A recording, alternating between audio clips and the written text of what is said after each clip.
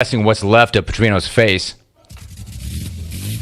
What you're doing there is you're smeared all over the pavement because you were on your hog with a young intern on the backside and you rolled it. You laid it down.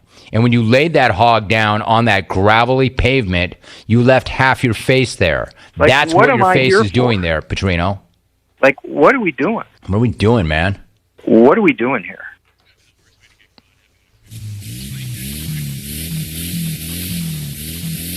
I mean, I'm not here to judge, but if you're going to do that type of thing, that's probably not the way you want to get caught.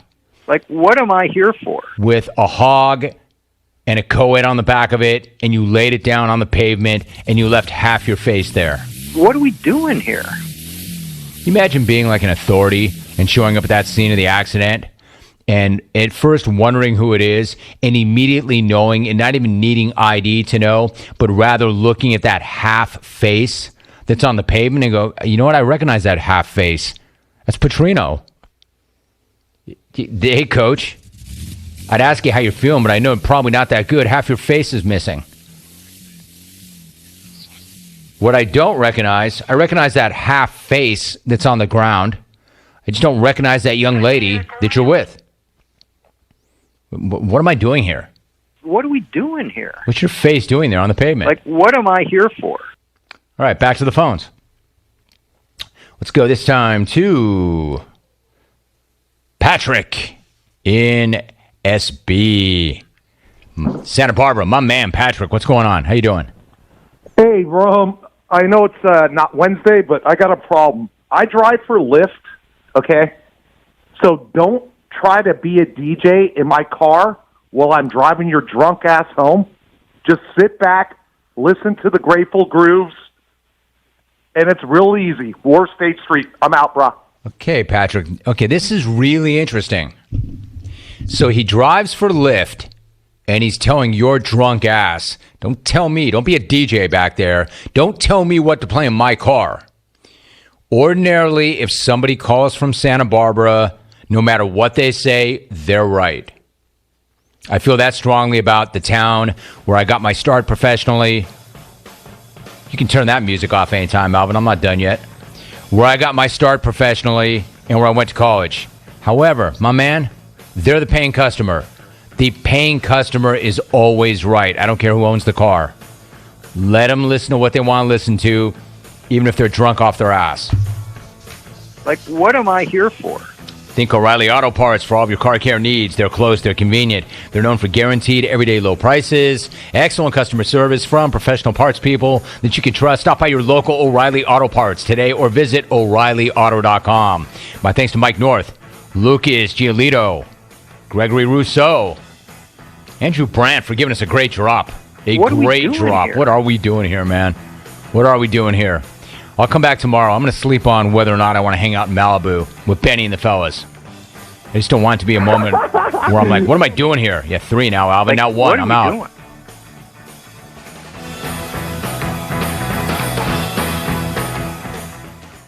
Paid for by Bank on Yourself. Would you get on an airplane if you knew it had a 50% chance of crashing? You may be riding that plane right now. If you have your money in a 401k or IRA and you plan to take out the recommended percentage each year when you retire, your chance of running out of money is 50%. 50%. But there's a better and safer way to secure your income in retirement. Discover how in a free book called Rescue Your Retirement. This wealth building strategy has never had a losing year in more than a century. In fact, even the man who invented the 401k now prefers this method instead. Get Rescue Your Retirement free for just a small shipping charge and enjoy a safe landing and a comfortable retirement. Get this free book and make sure you don't run out of money. Hurry, this offer is extremely limited. To get your free copy, just go to growwealthsafely.com. That's growwealthsafely.com to discover how to rescue your retirement. growwealthsafely.com. PR927FM.com is the Pirate Nation's home to stream Pirate Radio live or archived anytime. Gary Overton, the all-time winningest baseball coach in East Carolina, and Zach had a big home run in the game on Sunday. Brian, as we speak about players, I mean, there's a guy that, and I know he struggled for the most part of the year, but as he has come out he's come out with a force. Oh, yeah. Because he's now the power guy. 2 backside home runs in one game, just a couple of games. I think it was in game 2, and one long right center field. PR927FM.com, the voice of the Pirate Nation. Hey Pirate Nation, this is Tom Brown from Brown & Wood Buick GMC Truck. We've been serving the Pirate Nation in Eastern North Carolina for 83 years. We have 4 brands, 3 generations, 2 showrooms, and 1 goal to make sure you leave a happy customer. This month at Brown & Wood, get a 2021 Encore GX and save over $4,550 or 0% for 72 months. And as always, Brown & Wood is the home of the lifetime powertrain warranty. We're located on Greenville Boulevard next to the Convention Center, or shop us online at brownandwoodauto.com. You've worked hard to start your business and are working even harder to make it successful. That's when it's most important to have a community bank and a local banker in your corner. This is Eric Clark from Select Bank and Trust. Our team of local bankers care about you, our customer, and the communities in which we all live and serve together. As the business and economic conditions of 2020 threw you many curveballs, our team at Select Bank and Trust remains steadfast in being responsive to your ever-changing needs. In 2021, choose Select Bank and Trust. Bank local, bank select, member FDIC. Hey Pirate fans, this is Coach Cliff Godwin. The physicians at Orthopedics East and Sports Medicine Center have been caring for our athletes at ECU for more than 35 years. Whether it's treatment for our sports injury or it's time for that joint replacement, Orthopedics East provides the latest in operative and non-operative orthopedic care, physical therapy, and diagnostic testing. For experienced and professional services, call the team at Orthopedics East at 252-757-2663 or visit them online at orthoeast.com. Go Pirates! Spring is a great time to plant flowers, trees, and bushes. When planting your landscape, please keep in mind that you should never plant anything within 3 feet of a gas, electric, or water meter. The same thing applies if you have an electric transformer in your yard, except keep plants 8 feet clear of the front in case crews need access during a storm or an outage. Always remember to call 811 at least 3 business days before you dig to avoid underground lines. This important safety message is from your neighbors at Greenville Utilities. Hey Pirate Nation, this is Sam Jones, and we're open and here to serve you with some of the best whole hog barbecue, chicken, turkey, ribs, and homemade sides every day for lunch and dinner. There are 3 easy ways to enjoy Sam Jones barbecue. Swing by our drive-thru window or try one of our 2 curbside takeout options by calling in your order at 689-6997 or ordering online at samjonesbbq.com. We love Eastern North Carolina, and we invite you to come by and enjoy some great tasting Sam Jones barbecue today. In studio today with Rafiki from F3 and another community event coming your way this week. Tell us about it. This Friday at the Drew Steele Center on Elm Street, F3 ENC is sponsoring what we're calling a Free to Bleed blood drive from 11 to 4. You can sign up at redcrossblood.org to get your appointment. We'll have you in and out as quick as possible, and everyone who gives will receive a $5 gift certificate to Amazon.com. Help us meet our goal of at least 25 units and be a part of saving lives in Eastern North Carolina. ECU baseball, we're there. So you can put that on your little message boards for everybody and tell them that we're going to pitch good next weekend. And then if we don't, then they can tell me I'm an idiot. ECU spring football, we're there. Good ending to the spring. So now get ready for final exams this week and take a quick break and get ready for summer training. Every weekday, 3 to 6, we're there. I continue to be impressed with the corners, not only the Nolan Johnson, Jaquan McMillan, Malik Fleming, but Jaden Chalmers. I just think that room has come so far compared to what we've seen in the past. We're here. We're there. We're everywhere. Pirate Radio Live, weekdays, 3 to 6. This is Pirate Radio, WGHB Farmville, 1250 and 92.7 FM Greenville, WDLX Washington, 930 and 104.1 FM Washington. The following is an exclusive presentation of Pirate Radio, the voice of the Pirate Nation. Welcome to Pirate Radio Live. You can paint this one purple. Now live from the Pirate Radio studios in the heart of the Pirate Nation, here is your host, Clip Brock.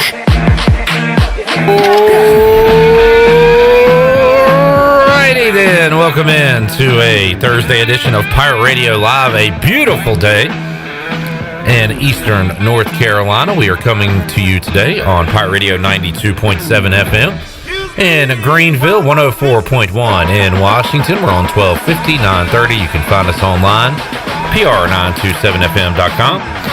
And you can watch the program on Facebook Live and on YouTube, and got some great stuff on Pirate Radio TV on YouTube, including Cliff Godwin's latest comments. Yesterday he spoke to the media ahead of the series against the Cincinnati Bearcats.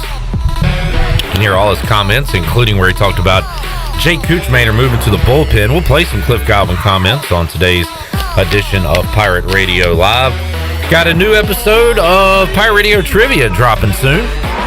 We had episode 5 recorded earlier today with a couple of Cleveland Browns fans. We had a Cleveland edition of the show. Some people from Cleveland, some Cleveland Browns questions, some Ohio geography, some Rock and Roll Hall of Fame. So you will be seeing that soon on Pirate Radio TV on YouTube. Make sure you check that out and are following us on all of our social media platforms for all of the latest up-to-date news and what's going on regarding the Pirate Nation. All right, we will get to some news and notes coming up in just a moment. We'll go to the Shirley Rhodes News Desk, Chandler Honeycutt News Desk. Coming up at 3:15, we'll talk to Clayton Truder. He covers Cincinnati athletics for Down the Drive. We will get a Cincinnati baseball report. Also, find out what's going on with the basketball program. They were in turmoil and are this offseason, and also talk Luke Fickell and little Bearcats football as well. But we'll get a scouting report on the Bearcats in case you don't remember them from the first 4 games they played ECU back in early April. The big man on campus, Jeff Nadu, will join us. We'll talk about what's going on tonight in the NBA, Major League Baseball. We're coming down the stretch on those seasons. We have... We'll talk about the Canes playoff schedule in just a moment, as that came out earlier today. So all that coming up with Jeff Nadu. We'll talk some NFL and college football futures as well. 4 o'clock, Stephen Igoe, Hoist the Colors, joins us on the Fixed NC Live line. Talk to Igoe about everything going on at ECU right now. Had a basketball commit yesterday. Finally, some positive basketball news, so we'll find out the latest, if anything, with ECU basketball. We'll talk Pirate baseball and maybe a little more ECU football. Went down the projected defensive depth chart on Tuesday with Igoe. We'll find another nugget or two to talk about with ECU football coming up on today's program. At around 4:35, we'll get those Cliff Godwin comments and hear what he had to say yesterday and preview the Cincinnati series even more. We'll do it in just a moment with Clayton Truder, who covers Bearcats baseball, but also hear from the ECU side of things. We'll do that with Malcolm Gray coming up in the 5 o'clock hour. I booked Malcolm on the show when I thought that by the time we came on the air today, we would know the 20 regional sites for the NCAA baseball tournament. Well, looks like we're going to have to wait a day on that and find out tomorrow. But we'll talk to Malcolm in anticipation of that announcement coming up tomorrow and get his thoughts on the series coming up with Cincinnati. And Bryce Williams will join us as well. We'll go Pirate Radio Outdoors. We'll see what Bryce Williams has been up to on today's program. All that and more on the way on today's edition of Pirate Radio Live. I think I covered everything there. All right, Chandler, Pirate Vibes Only. How you doing today? Doing good, Clipper. Hope you are. I am doing well. Congratulations on your team's second place finish last night. Had to go into overtime. We had a 4-way tie. Unbelievable. It was a great game. It was a great ball game. Big ball game. And went down to the wire, and you guys ended up finishing second. Shirley Rhodes is here. Maverick, wearing the Top Gun hat today. Hello, because Shirley. Today is Top Gun Day. How? It's National Top Gun Day. Why? I don't know. It just is. There's a national holiday for everything. For a movie in the 80s? Yeah. Today is Top Gun Day. Is that when it was released? No, I don't know. Top Gun. Tom Cruise tweeted out 3 hours ago, Shirley. Ah, yes. Top Gun Day is created by and dedicated to the fans. I can't wait for you guys to see Top Gun Maverick later this year. Which I am very stoked about. Now, he's got a picture of himself looking at a picture of himself. Oh, yes. That is such a Tom Cruise thing to do. It's freaky to me. I don't know what. That can't be just naturally aging the way he looks right now. It's like plastic. But it's very freaky. But he does keep himself in very, very good shape. He's because in awesome he does his own stunts. If you ever watched any of the Mission Impossible movies that he did a lot of his own stunts, even injured himself in one I can't remember. I think it's Ghost Protocol, where he jumps from one building to another, actually broke his ankle and finished the scene anyway. And that was him jumping on Oprah's couch. That was not a stunt double. That was not a stunt double either. Shirley, I've got some news and notes to get to. Let's start with, I guess, the big news of the day. If you're vaccinated, there's some good news for you. There is. The CDC saying masks and social distancing no longer needed indoors and outside if you are vaccinated. If you are fully vaccinated, you do not need to do that indoors or outdoors, and that does include crowds, and that includes moi. Which means I do not have to wear a mask, because I actually went into the store the other day, and I inadvertently forgot my mask. I wasn't paying attention, and I was talking to the lady, and the lady looked at me, and she said, "You don't have your mask on." And I was like, "Oh, I'm sorry." And I stepped out, grabbed my mask, came back in.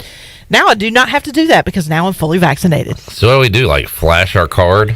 Like, hey. Yeah, I don't know what you would do there.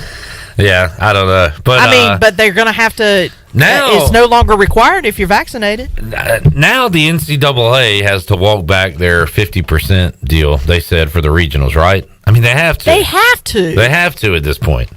No reason not to.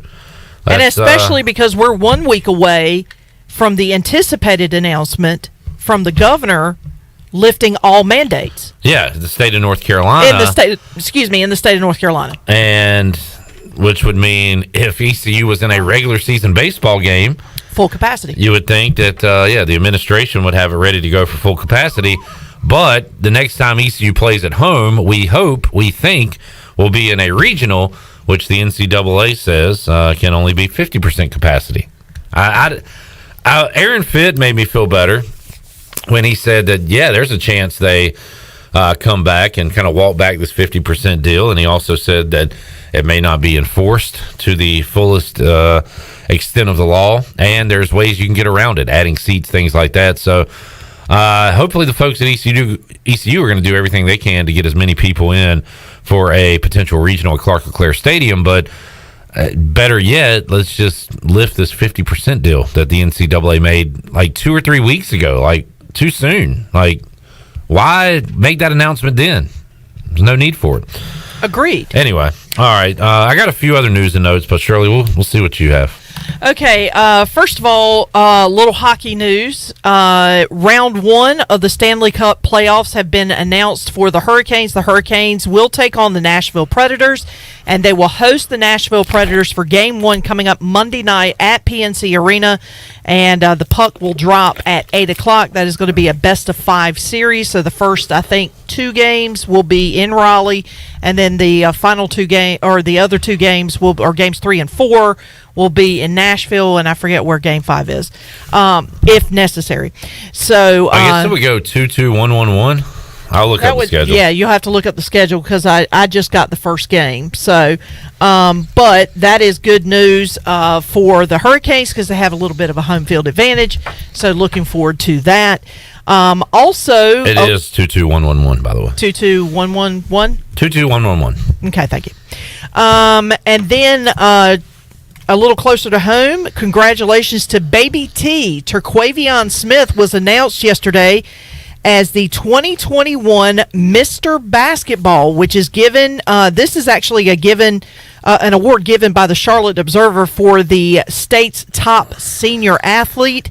And Baby T averaged 25 points per game. He is the first Farmville Central player to ever win the award, and he joins people like Brandon Ingram, Reggie Bullock as award recipients. And Jeff Capel was also among some of the people that have won that award in previous years. Now you're making me look up the list. Chucky Brown, who went to NC State. Yep. Of course, Terquavion is headed to NC State himself. Wow. Okay. This list. It dates back to 1985. I'm gonna name some players. See if you remember these guys where they went to school. Okay. Robert Brickey. Do you remember that name? Nope. He went to Duke. Henrik Rodel went to North Carolina. I remember him when I was a kid. Kenny Williams, Shirley, from Northeastern, went to Barton County Community College. Is that you? Nope. No, you're Barton. Yeah. We're Barton College. Barton County. And what Community year was that, College. by the way? We're in 88 now. Yeah, and see, in 88, it was Atlantic Christian College at that point. I've never heard of Brian Feggins. He went to NC State. Rodney Rogers was awesome. He went to Wake Forest. Remember Rodney? Donald Williams went to North Carolina. Todd Fuller, he was drafted in the first round, went to NC State. You mentioned Jeff Capel, went to Duke. Ishua Benjamin. I remember him. How did you say it? Ishua Benjamin, I think his name was, went to NC State.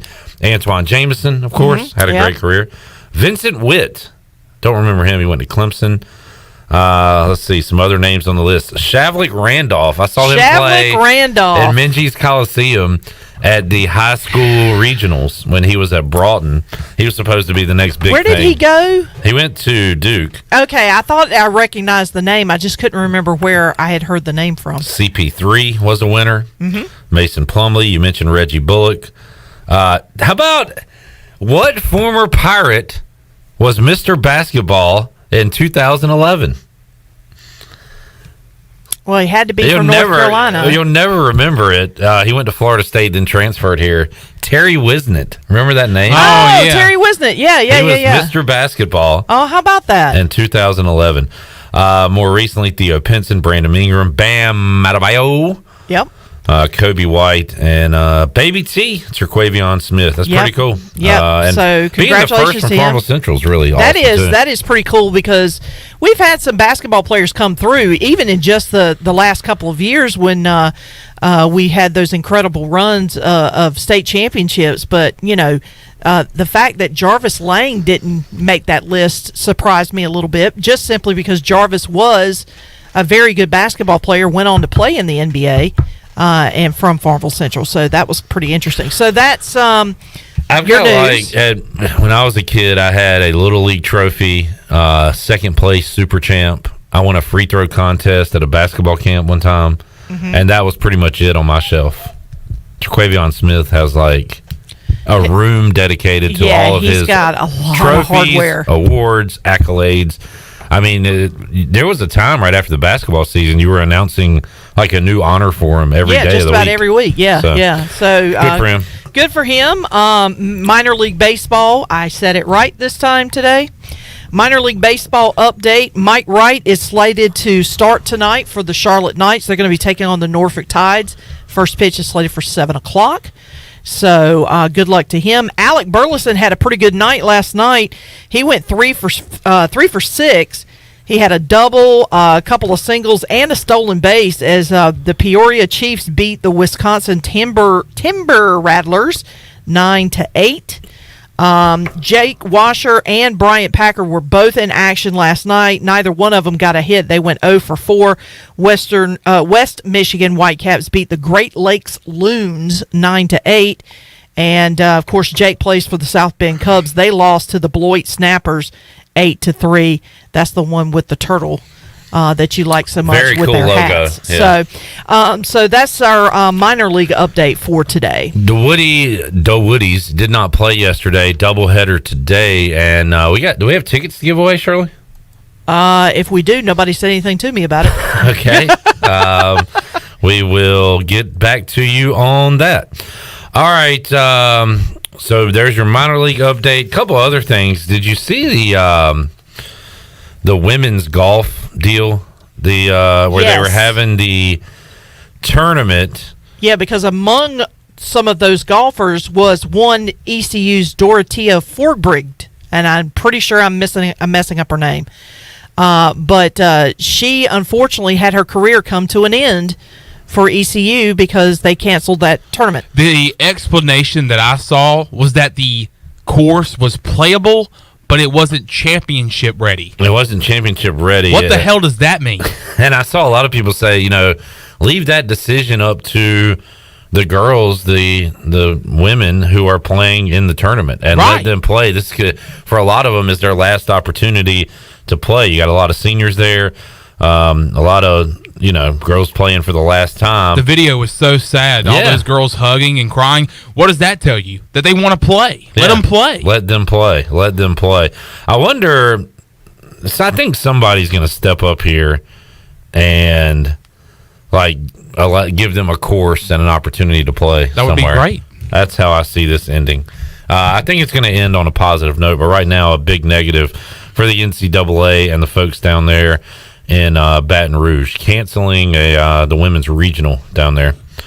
All right, ECU softball season came to an end, Shirley. Unfortunately, yes. They had UCF on the ropes. They were trailing 4-2 heading into the seventh inning. They managed to plate a run, and it was 4-3 at the top of the seventh inning. They loaded the bases, and unfortunately, Rachel McCollum was the final batter with 2 outs and struck out at the plate. UCF escapes with a 4-3 win. And, of course, it's a single elimination tournament, so ECU's softball season has come to an end, and that says goodbye to a lot of seniors for Courtney Oliver, with Olivia Nairn, a lot of really experienced players. Olivia Nairn, Rachel McCollum, Chandley Garner, Kama Woodle.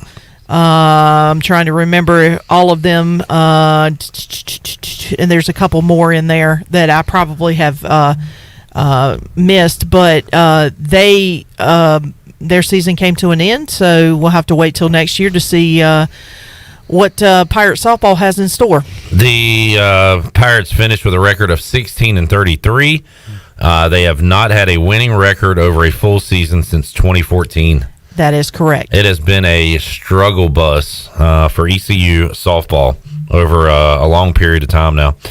All right, Chandler, NFL schedule. What'd you like, what you dislike from the Panthers?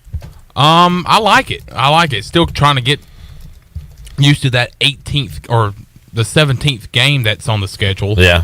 But Panthers opening up with the Jets. Some highlights from the schedule released yesterday. Sam Darnold's going to face his old team of the New York Jets and Zach Wilson on week 1 at home, 1 o'clock on CBS. Week 4, poor David Culley. The Texans make a trip to Charlotte, where maybe Deshaun Watson will be their quarterback. Is that on Thursday night, or was that rumor wrong yesterday? I believe I did see what that was on Thursday night. It's a primetime game. Okay. Week 9, Cam Newton, the return of Super Cam, coming back to Charlotte to face the Panthers. His first time back in Charlotte since joining the Patriots last year. So those are some highlights from the Panthers schedule release yesterday. Hornets are back in action tonight against the Clippers, coming off a loss to the Denver Nuggets on Tuesday night. Some injury updates. Miles Bridges remains out with health and safety protocols. Gordon Hayward remains out. Still have no word on if or he's no alive. sight of his whereabouts, but he's still battling that right foot sprain. And then Cody Martin is listed out with a left ankle sprain as well. All right, thank you for that, Chandler. We'll talk more NFL schedule when we have some moments in the show when we don't have a guest. But we need to get to our first guest, Clayton Truder. He'll join us on the other side of this timeout and talk Cincinnati athletics with us. Most of all, some baseball, because the Pirates and the Bearcats go at it this weekend in Cincinnati. We'll take a timeout, come back, and have more for you on Pirate Radio Live. We are back with you after this.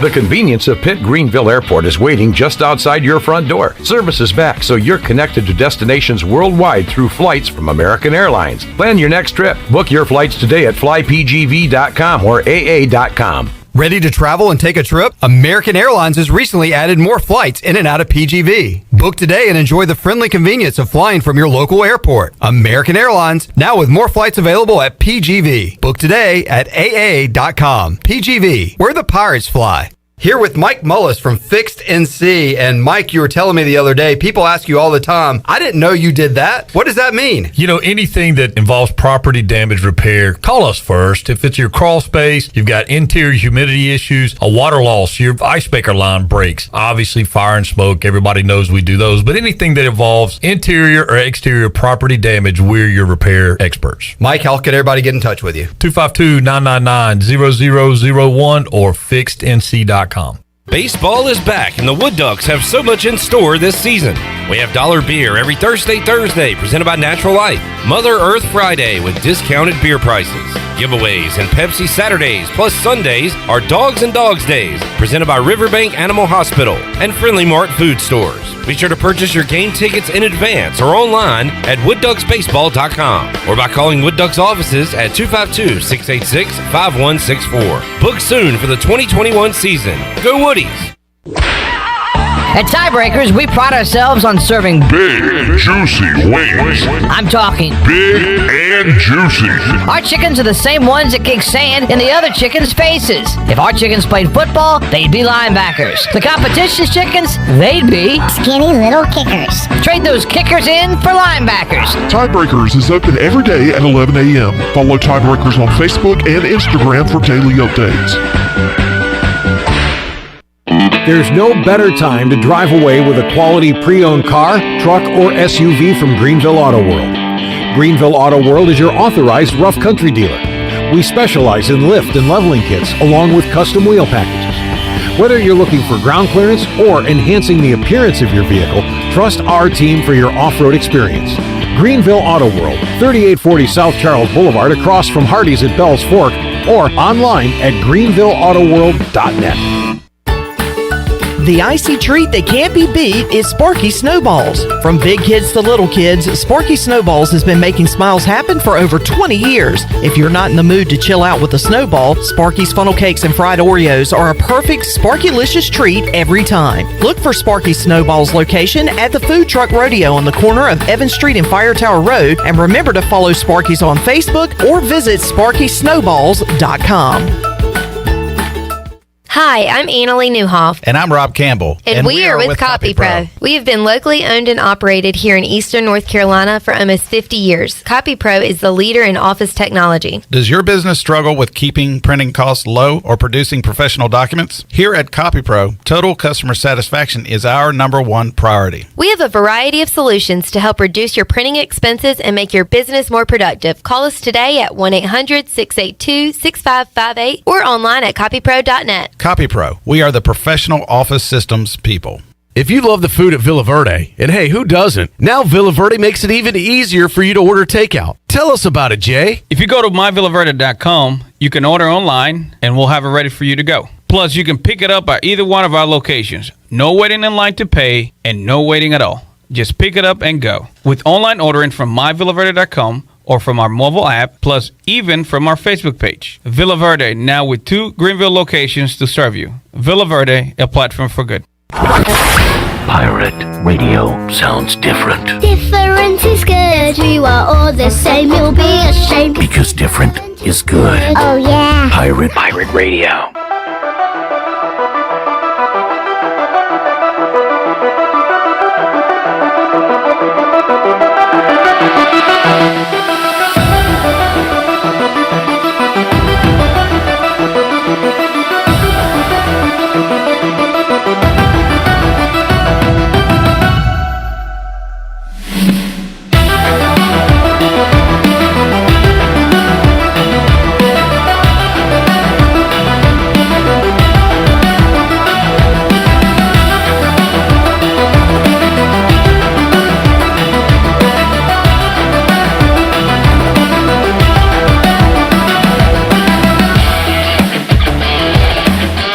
Listening to Hour 1 of Pirate Radio Live. Do you need custom t-shirts, apparel, or promotional items for your business, organization, or event? Keep it local. Print it local with University Sportswear. Contact them today at universitysportswearenc.com. Now, back to the show. Welcome back. Grab your amigos and head to Chico's for the best Mexican food and fun in Greenville. Come and enjoy favorites like shrimp tacos, steak and chicken fajitas, burritos, enchiladas, ACP, and more. Follow Chico's on Facebook and Instagram for daily updates. For Mexican food and fun, it's got to be Chico's for dine-in or to-go. Now let's head back into Pirate Radio Live. Here's your host, Clip Brock. Speaking of Chico's, Shirley, today we're giving away shrimp tacos to Chico's. Oh, we are? I've received word from management. Alrighty then. And we'll have more Woody's tickets to give away next week on the show. I had the Hungry Pop time yesterday. Say that one more time. I had the Hungry Pirate for the first time yesterday. Yes, you and did. It was delicious. I watched you eat the whole thing. That's frightening. Yeah. And you ate Because I've been told that thing is pretty big. thing. The whole thing. You did. And I gave you a description of it before you had it. Was it a pretty good description? It was. It's literally just like everything they have in the restaurant, they put it in a burrito. Like the sides that you usually get Yeah. stuffed inside the burrito. Yeah. It was really good. That's awesome. All right, let's head out to the Fixed NC Live Line. Pirate baseball on the road this weekend. They will take on the Cincinnati Bearcats, who have been playing some good ball. Winning record overall, winning record in league play. Of course, the Pirates beat them 4 times earlier this year. Going to be really tough to repeat that feat coming up on the road this weekend. And let's talk to Clayton Truder from Down the Drive. He joins us here on Pirate Radio Live today to tell us more about the Cincinnati baseball team. Clayton, how you doing, man?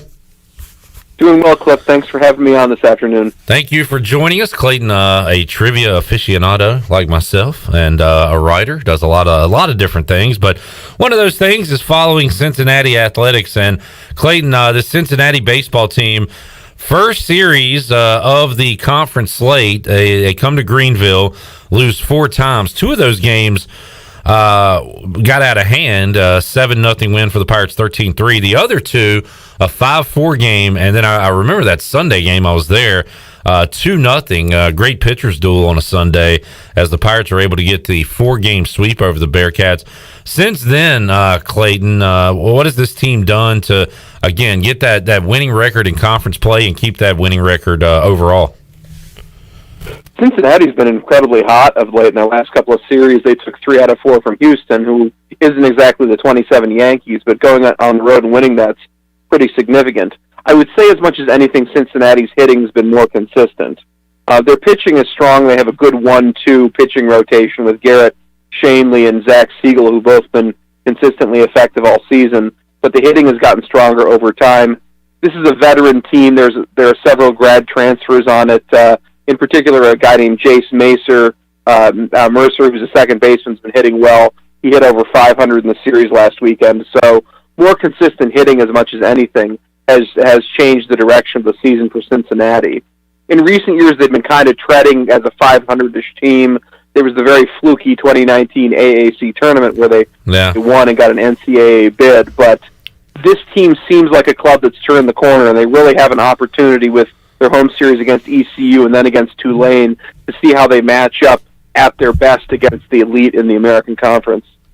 Talking to Clayton Truder on the Fixed NC Live Line, and Clayton, they're going to be needing to play their baseball. Definitely the toughest schedule down the stretch in the AAC with East Carolina and Tulane coming up, but they get them both at home, an opportunity to close out the regular season strong. And then who knows? Last time we saw an AAC tournament, as you just mentioned, there was Cincinnati hoisting the trophy and played well in the regional too, right, Clayton? Yes, very competitive. I mean, again, it's in part they've had pretty good starting pitching in recent years. They kind of have going back to the Boston Braves of the 40s, a spawn, sane, and pray for rain situation with Shanley and Siegel. They have an okay number 3 starter with Drew McCarthy, who's an Elon transfer. But generally speaking, they go as their starting pitching does. The hitting in 2019 was not superb either. I mean, they're a decent hitting team. They have several.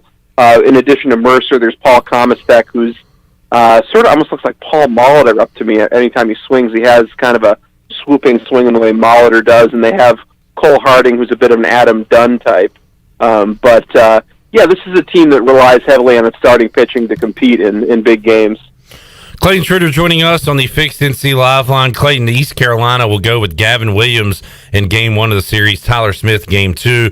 We'll likely see Carson Wisenhunt, the freshman lefty who returned from injury last weekend, but Cliff Godwin, at last check, still had a TBA and a TBA for Games 3 and 4. We do know that Pirate lefty Jake Kuchmaner, who has started all year, will go to the bullpen. So ECU has had trouble finding that 4th starter really all year. Clayton, and you mentioned the pitching and the kind of the top-heavy pitching for Cincinnati as they go 1-2. How about like on the back end of the series, what we'll see from them starting on Saturday and Sunday? I would assume Drew McCarthy, who's a lefty. I mean, he's very experienced. He's 3-3 right now. He's had about 8 or 9 starts. Sometimes he looks strong. I believe he pitched in the first series against ECU and was not particularly good. In terms of a fourth starter, they've tried about 4 or 5 different guys at this point. The bullpen has been a weakness as well as that back end of the starting rotation, so it's a bit of a mystery to me as well. In terms of showing up early in the series, those will likely be very good pitching matchups. Cincinnati proved completely unable to hit Williams in the first series. He just mowed him down in a shutout with, I believe, 13 Ks in it. So Cincinnati, if they can get the bats going, compete in this series, I think if they can come out and if they could find a way to split this series, that in and of itself would be a victory for the Bearcats. They can just hang on to that number 4 position in the conference. Talking to Clayton Truder down the drive. He joins us here on the Fixed NC Live Line. Clayton, while I got you here, has the turmoil subsided a bit for Cincinnati basketball? What's the latest going on there with the coaching situation, the player situation, and just the program overall? What's going on with the Bearcats basketball program right now? Well, we've basically become UNC Wilmington, it seems like. I mean, we've got 3 or 4 guys from there who've come up to Cincinnati, and they were certainly effective in recent years for Wes Miller, but we'll see how things turn out. One could tell watching their later games in the season, the body language of people, that this was a team that had some kind of turmoil going on. We're just starting to get a broader sense of that now. But Miller is a guy who's built a program, has been successful in the past. I expect him to continue to be able to do so at Cincinnati. So I feel a lot better than I thought I could a month ago about the state of the basketball program. And Clayton, a little football talk too before we let you go. Luke Fickell and his program coming off a dominant year. It's been amazing to see the trajectory of that program. And what are the expectations for 2021? What were the storylines, if any, for spring football for the Bearcats? Spring football was in many ways quite muted. If anything, there was a lot of thought about the fall. Is this a team that's going to be capable of making the playoffs? There are a lot of returning guys in this club. I mean, most notably with Desmond Ritter.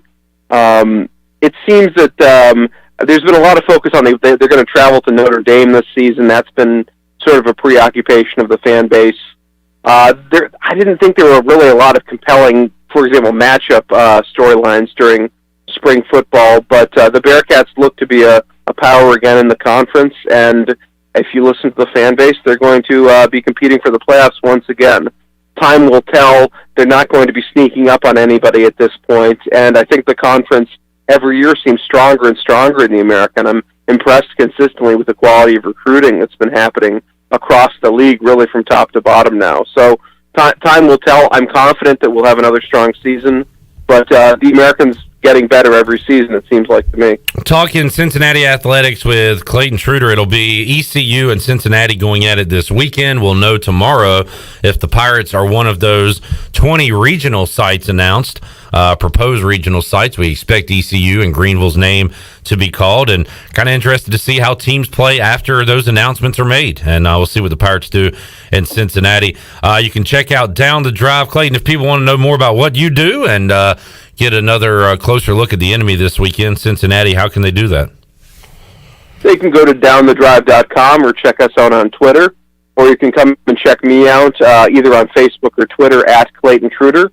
I'd like to briefly say I have a book about the history of Atlanta sports, which is coming out early next year. If you're interested, come check me out on Twitter or Facebook. Thanks a lot for your time. I appreciate the opportunity to speak Cincinnati athletics with you. I enjoyed it, Clayton. You can add today's awful Braves bullpen performance to the last chapter of that book as they blow the lead against the Blue Jays.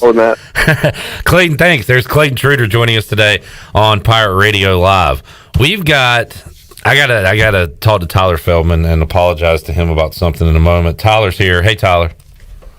Clipper! We'll get to you in just a moment. Right now, we'll head out to the Fixed NC Live Line and talk to the BMOC, the big man on campus. He joins us here, Jeff Nadu, on a Thursday. Jeff, how you doing today, man? You did that to him, not me. I don't want him to not like me because you just did that to him. That wasn't very nice. Wait, what did I do? You mean forgot he was coming on the show? Because that's all I did. Oh, I thought you were hanging up on him or something. No. Tyler Feldman is in studio. We talked earlier this week. He was going to come on the show, and I forgot about it. But look, as a middle child, I understand these sort of things can happen and you get glossed over. So I apologize, Tyler. I forgive you, Clipper. Thank you. Appreciate it. All right, continue on. Let me ask you, are you able to get gas right now? What's up with that? Well, that's what I was – well, Jeff, that's a great question. On my way here, I'm on a low tank, so I've got the eyes peeled for some gasoline. Luckily, there's a Taco Bell nearby, and I got a couple of 5-layer burritos. So I've come in with some serious gasoline, and I know Chandler. I basically said that joke for Chandler. He's going bonkers in the control room.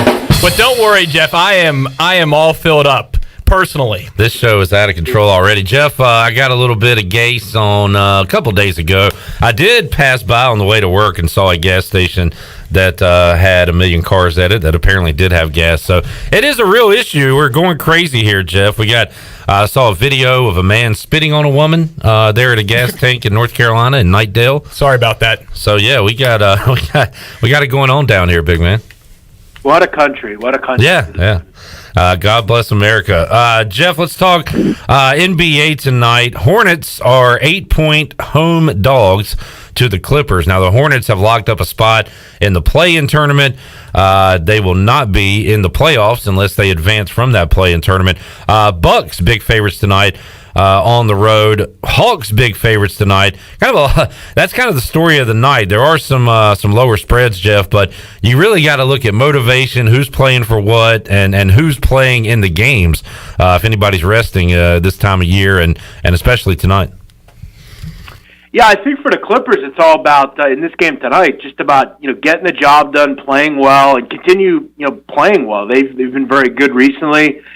Clip, I've noticed something with the Hornets. It seems like every time, and i.e. outside of the other night against the Nuggets, who kind of kept their foot off the gas in the second half. I mean, the Hornets have struggled in games where they're kind of stepping up in class a little bit, i.e. whether it's the Hornets or whether it's the Heat or the Celtics or the Bucks without Giannis or whoever. So when you look at this game, you have to be concerned. I've said before to you, this Hornet front court is just not good. I mean, they have to address that going forward. They're just, they just don't have a ton at like a true center spot, and they really get beat up by good bigs. Not saying Zubac is a good big, but he's actually played very well recently. They got a lot of length. I kind of like laying it a little bit here. It's not the best play on the board, but Hornets are kind of locked in where they are, and you kind of want to finish as the 8th seed, but that game on Sunday against Washington's probably going to decide that. So, I'm a little concerned for the Hornets tonight. They seem to kind of struggle in these step-up type of games. Yeah, and still have injury issues with Bridges out. Gordon Hayward, I don't know what his situation is. He has been out for a while and just can't get healthy and kind of struggling here down the stretch. Jeff, any NBA games you're looking at tonight? Yeah, one prop I love is Michael Porter over 24.5 points. He's been on fire recently. They don't have a ton of healthy guards, obviously, with a guy like Jamal Murray out. Will Barton's been out. Michael Porter's played really well. He shot the ball 50% over the last 10 games. He's averaging 27 points a game. And Michael Malone has alluded that Jokic will kind of get some minute restriction, try to keep him out a little bit. So I expect Porter to have a heavy load tonight. This is a bad Timberwolves defense, one of the worst in the NBA. They have the worst 3-point defense in the league. So I zeroed in on Michael Porter props tonight. I also like the Bucks to beat up the Pacers. I took the team total over there. In 2 games this year against the Pacers, they've averaged 130 and 140 in both games. One was without Giannis Antetokounmpo. This Indiana defense sucks. They really love to play fast, and that will play right into the Bucks' hands offensively. So I went with something towards that. Clip, I also will say I don't know if you'll get into college football, but I did want to quickly mention about East Carolina's win total if you can find it. But I was going to ask you NFL, a couple of teams in the NFL win totals, but do you have ECU's win total?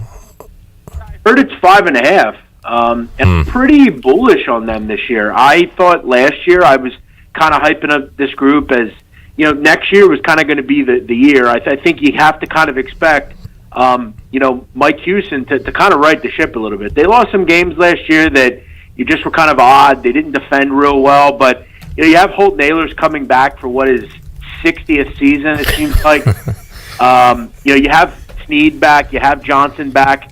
The offensive line's going to be kind of, I think, a little undersized, but you have a pretty good run group, a pretty good blocking group up front. They've always been okay on the offensive line. We saw, obviously, a guy like Deontay Smith. Defensively, I don't think they can go anything but up. They're going to have to win some games early. Yeah. I think they play Marshall and App State. The App State opener, Jeff, if you are, and I've said, if you want to be a bowl team, if you want to finish with 6 wins, and in this case, if you want to hit that over, I think you got to beat App State. I think that's a swing game, and it's the first game of the season on a Thursday night. Yeah, and I mean, you mentioned that, and both of those games are away, which aren't ideal, but I think Tulane's obviously very beatable, Central or South Florida, Temple. I think Navy's more of a toss-up now. So, yeah, I mean, you're going to probably have to have one of those two. Look, I don't think it's impossible that a team like East Carolina go beat a team like South Carolina. South Carolina is, very average. That's kind of what they are in the SEC. But, yeah, you're going to have to find a way to win one of those. And I don't think this is a particularly strong App State team as opposed to other years. So I'm kind of a little bullish. I feel like they are a bowl team. I have said it. I think East Carolina finally rights the ship. And with Holton Ahlers, offense wasn't the issue last year.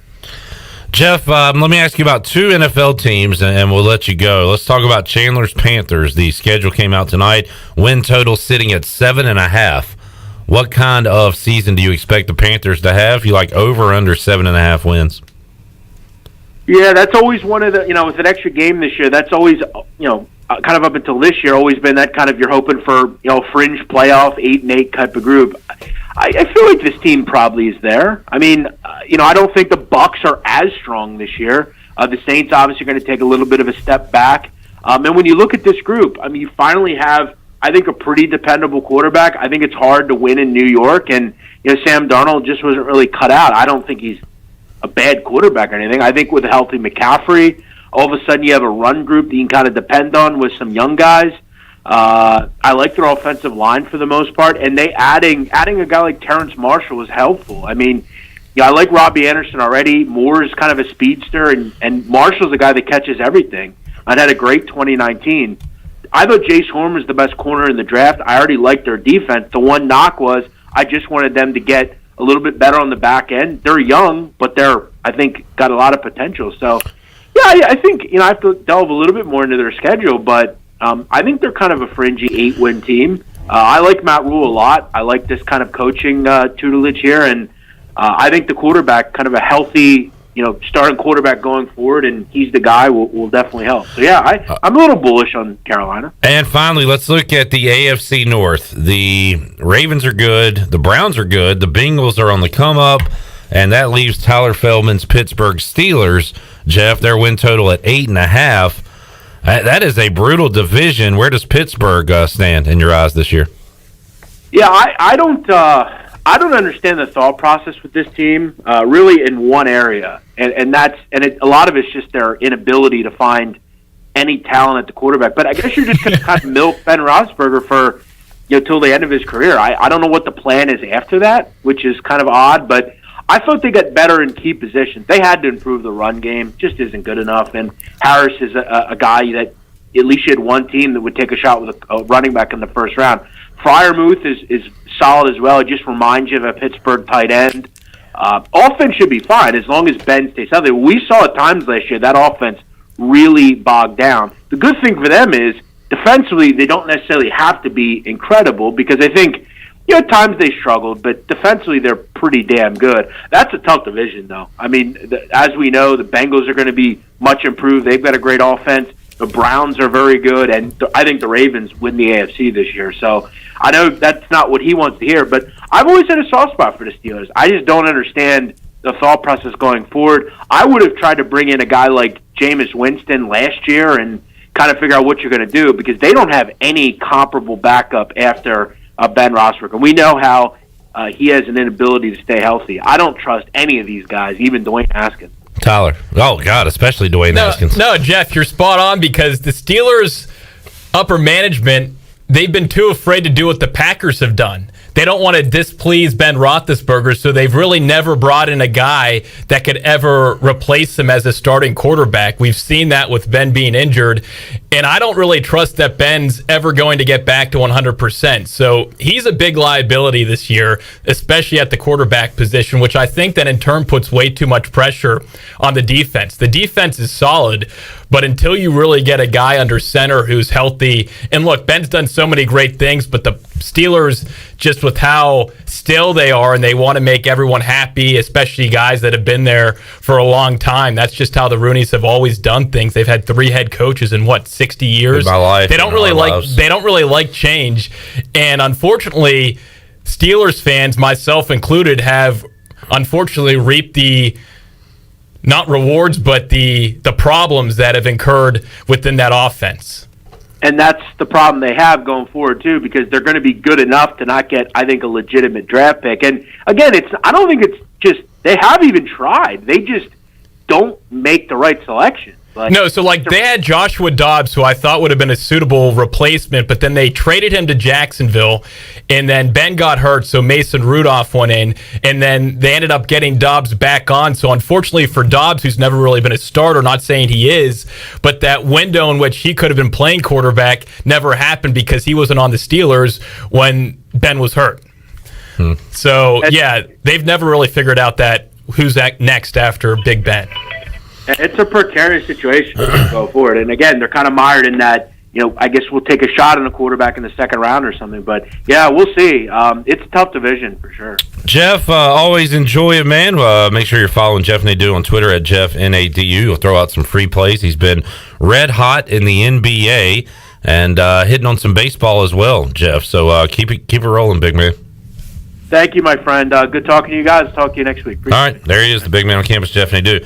Can the Steelers go 9-8 in that division? In this economy? In this economy? With this little gasoline on the East Coast? No, I'm not sure. Tyler, it is great to see you. I have not seen you in a while. Let's take a timeout. We'll come back. I'll apologize to Tyler, tell you what happened, and we'll talk sports. Yeah, think about what you want to say when we come back. Because it could determine our relationship moving forward. All right, more to go on Pirate Radio Live. Back with you after this.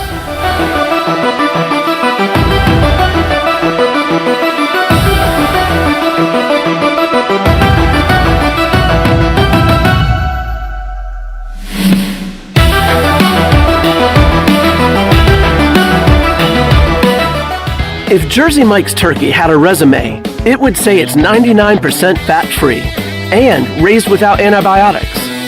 But our turkey already has its dream job at Jersey Mike's because premium meat makes a sub above. Jersey Mike's would like to dedicate the next 3 seconds to our new grilled portobello mushroom and Swiss sub. Trust us, it tastes good too because fresh ingredients make a sub above. What the heck was that? There goes Chuck from Naughty Dog again, so pumped about the awesome things at Naughty Dog, he runs around town screaming with excitement. Naughty Dog releases 2 to 3 beers every month, has food trucks every Friday and Saturday, wine specials every Wednesday, plenty of indoor and outdoor space to enjoy, beers to go with curbside pickup, and just launched the new Koozie Club. Be sure to ask about that on your next visit. Naughty Dog Brewing Company on Main Street in downtown Winterville, and be sure to follow Naughty Dog on Facebook and Instagram.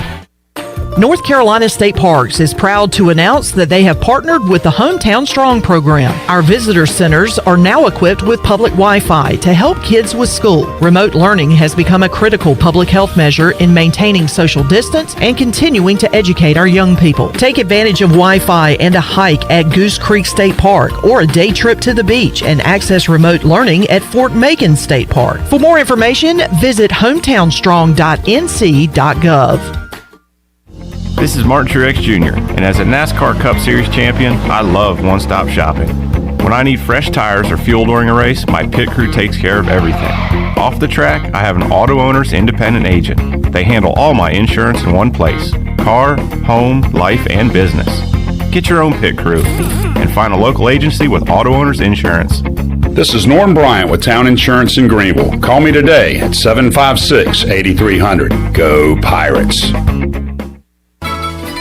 The best place for delicious food and great prices is Familia. Familia has $6 lunch specials, a $10 pizza of the week, and every Thursday has $2 drafts all day.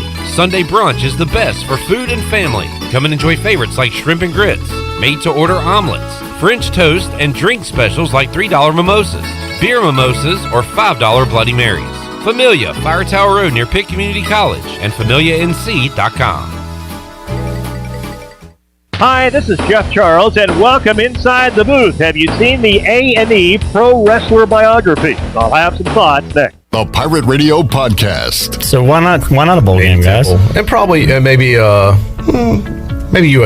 What do they got this year? Not a clue.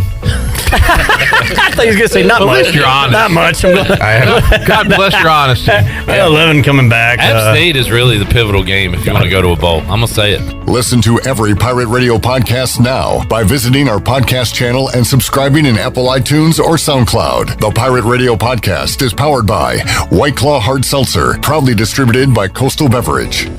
A&E is doing 2-hour documentaries on pro wrestling stars. I've watched the ones on Rowdy Roddy Piper and the Macho Man Randy Savage. Another one on Booker T will run this month too. Remember the documentary on Ric Flair years ago? One common theme develops as you watch. These men had troubled childhoods and very much have type A personality. As they became bigger stars in the squared circle, they lost track of reality. In real life, they became the character they portrayed in the ring. Flair will tell you as much. His life 24/7 was that of the nature boy. Most wrestlers don't live long lives. Alcohol and drug abuse fueled by the lifestyle catches up. Savage died at age 58. Piper was 61. The stories are fascinating, and A&E has done a great job, and it's great TV. Come on back again next time, and we'll visit inside the booth.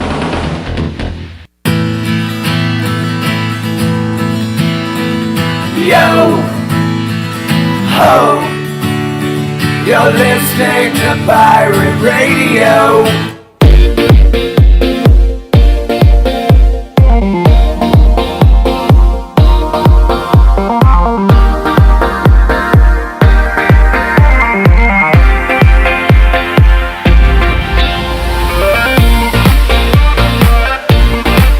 You're listening to Hour 1 of Pirate Radio Live. Do you need custom t-shirts, apparel, or promotional items for your business, organization, or event? Keep it local. Print it local with University Sportswear. Contact them today at universitysportswearenc.com. Now, back to the show. Welcome back. University PC Care has been Pirate Nation's go-to IT expert since 2006. University PC Care is the local tech support experts for any of your business needs. Let University PC Care take care of it so you can take care of business. Visit universitypccare.com to learn more today. Now let's head back into Pirate Radio Live. Here is your host, Clip Brock. Back with you on Pirate Radio Live here on a Thursday. Special in-studio guest, Tyler Feldman. Oh, come on. As we set up earlier this week, and we didn't forget that you were coming in. As I wrote in my schedule and my planner and told everyone here. I had it on my phone. I did not have it on my schedule. I did not tell Chandler. I did not tell Glenn, who put out the tweet today. Tyler, I really apologize. Well, that's on Glenn then. Let's blame the big dog. He's not here. So he's going to take the blame for it. It is great to see you. You've been busy. Woody's, high school, ECU, everything in between. It's been awesome. It's been awesome. I loved high school football in the spring. It was awesome. No hot, humid Friday nights. Games kicked off an hour earlier, which was great. That just finished up. ECU baseball, which is the premier Pirate athletic team to cover. It is. They need to just once the ECU athletics figures out its financial situation after this pandemic and what was left in the old regime, they just need to do what Kansas did with Bill Self and just offer a lifetime contract. You coach here, Cliff Godwin, for the rest of your life. Blank check. Because that program is just unbelievable. And I'm not just saying playing wise. I'm saying high GPA in the classroom. Cliff actually, I feel like, has a good understanding of how to not just win ball games, but to also develop these young kids into grown adult men ready to take on the world. I mean, we get to talk to basically any player after games and watch them grow from a media perspective. his players, his student athletes, in positions where they can actually grow. And that's what I admire. So that's what I'm saying, because some big-time college baseball program that has a lot more money to offer is going to offer Cliff Godwin at some point. Definitely. It's going to happen. So it's going to be in the Southeastern Conference, and they're going to have more money than us. And that's what I'm saying. Blank check, because yeah, that's great in theory, Tyler. But yes, and baseball is not your prototypical revenue-producing college sport. It's not football. It's not basketball. Because of Title IX, you only get about 12 scholarships to spread out around your team, and you're not able to pay all your assistants what they deserve. So I get that. All I'm saying is, from an ECU athletic standpoint, no team within the program does a better job than ECU baseball. It's not even close. yeah, I'll even extend it to the marketing team and starting every game on time, and there's no silence in between pitches, and there is Corey Glore, who's one of the best baseball announcers. Like everything. I mean, it's first class operation. And when you look at the Tulane series, Cliff post-game saying those comments, he's smart. Cliff is so observant. He knows that that's not only going to get Pirate Nation riled up for the game, it also gets the Green Wave fans riled up. And there's a reason. I mean, typically for college baseball games, you aren't getting that same sort of energy, but Cliff is super observant. So that was like a boxing weigh-in? It was calculated? Everything is calculated with Cliff. He is a super smart guy. Tyler Feldman joining us, Pirates on the road at Cincinnati. We'll have to wait one more day, apparently, Tyler, before we hear the 20 proposed regional sites, and Greenville's name will be called when that is announced, right? You'd like to think so. I do like to think so. And great facility. Think so. That's a super great facility that the NCAA should be aware of. Wow, that is a very I'm coming out. I'm firing political answer. I'm coming out. I'm firing on all cylinders today, Clipper. I guess it's your off day? I'm off. Gym shorts? Yeah, doing a little laundry. Actually, when I pulled into the parking lot, you know how it's one way? Yes. In the parking lot you share with UBE? Yeah. Of course, there's a young driver going the wrong way, and then I see this driver cross over because there was room, not enough cars in the parking lot. This driver had the opportunity to cross over and then go the right way. So, I mean, this whole year, I mean, you like to think that people can still drive in the right direction, but with little gas, I guess you want to make as every inch counts. Yeah, every inch counts. Driving is now a game of inches. You knew you were going to get some Larry David out of Tyler Feldman today. Well, luckily it didn't impact me. Speaking of Larry David, Chandler and I ate supper last night. Nice. With Troy D at AJ's before sports trivia. You know, happy belated birthday to Troy D. I saw it was his birthday on Facebook. I opted not to post on his Facebook wall, hoping that I'd see him in person down the road. I thought you were going to say, and you saw him, but you haven't seen him yet. I haven't seen him. I gave him the in-person. I always do the text or in-person rather than the Facebook. You know? I didn't want to bother him on his birthday. You know, he's a busy guy. I'm pretty sure this was Curb Your Enthusiasm episode moment. So the waitress takes his order. And whose order? Troy's order. Okay. Walks away. And Troy said, looked at Chandler and I and said, she didn't write it down. You can just see the Wasn't stress. that an episode? Or did I make that up? I swear that something. There's a lot of food dining episodes. Yeah. That one does not ring a bell. Wow, okay, maybe I'm wrong. But there are some waiters and waitresses who are very good at not writing it down. If it's not already an episode, that's a great idea for the like writers to make that an episode. Are you sure it wasn't a Seinfeld episode? It could have been Seinfeld. Could have been. It feels like Larry David. I was eating with Larry David. But, and then she comes back, gets the drink order right. We were kind of checking off the list. Yeah. Gets the app order right. I had the drinks, had the apps, had the sauces right. Then here comes the entree. The entree was right. Nailed it all. I mean, that's unbelievable. You think that she was hired for a reason. And Troy is a picky eater. Oh, yeah. He asked for like crispy bacon, ranch on the side. Yeah, that's what got it. Because he had very specific details. That's what was bugging him out. Three pieces of lettuce. I hate likening myself to Troy D. However, I love my bacon burnt. Like when I go to the Scullery, I ask for burnt bacon. Mm-hmm. Man, I'm totally opposite. I like the soft bacon. Yeah, I'm a softie. I do not put my fingers on soft bacon. How about your teeth? No. Okay. We got to take another timeout. Can you hang out one more segment? Fine. Fine. Tyler Feldman, Stephen Igoe, and some Cliff Godwin audio coming up in hour 2 of Pirate Radio Live. A lot more to go. We're back with you after this.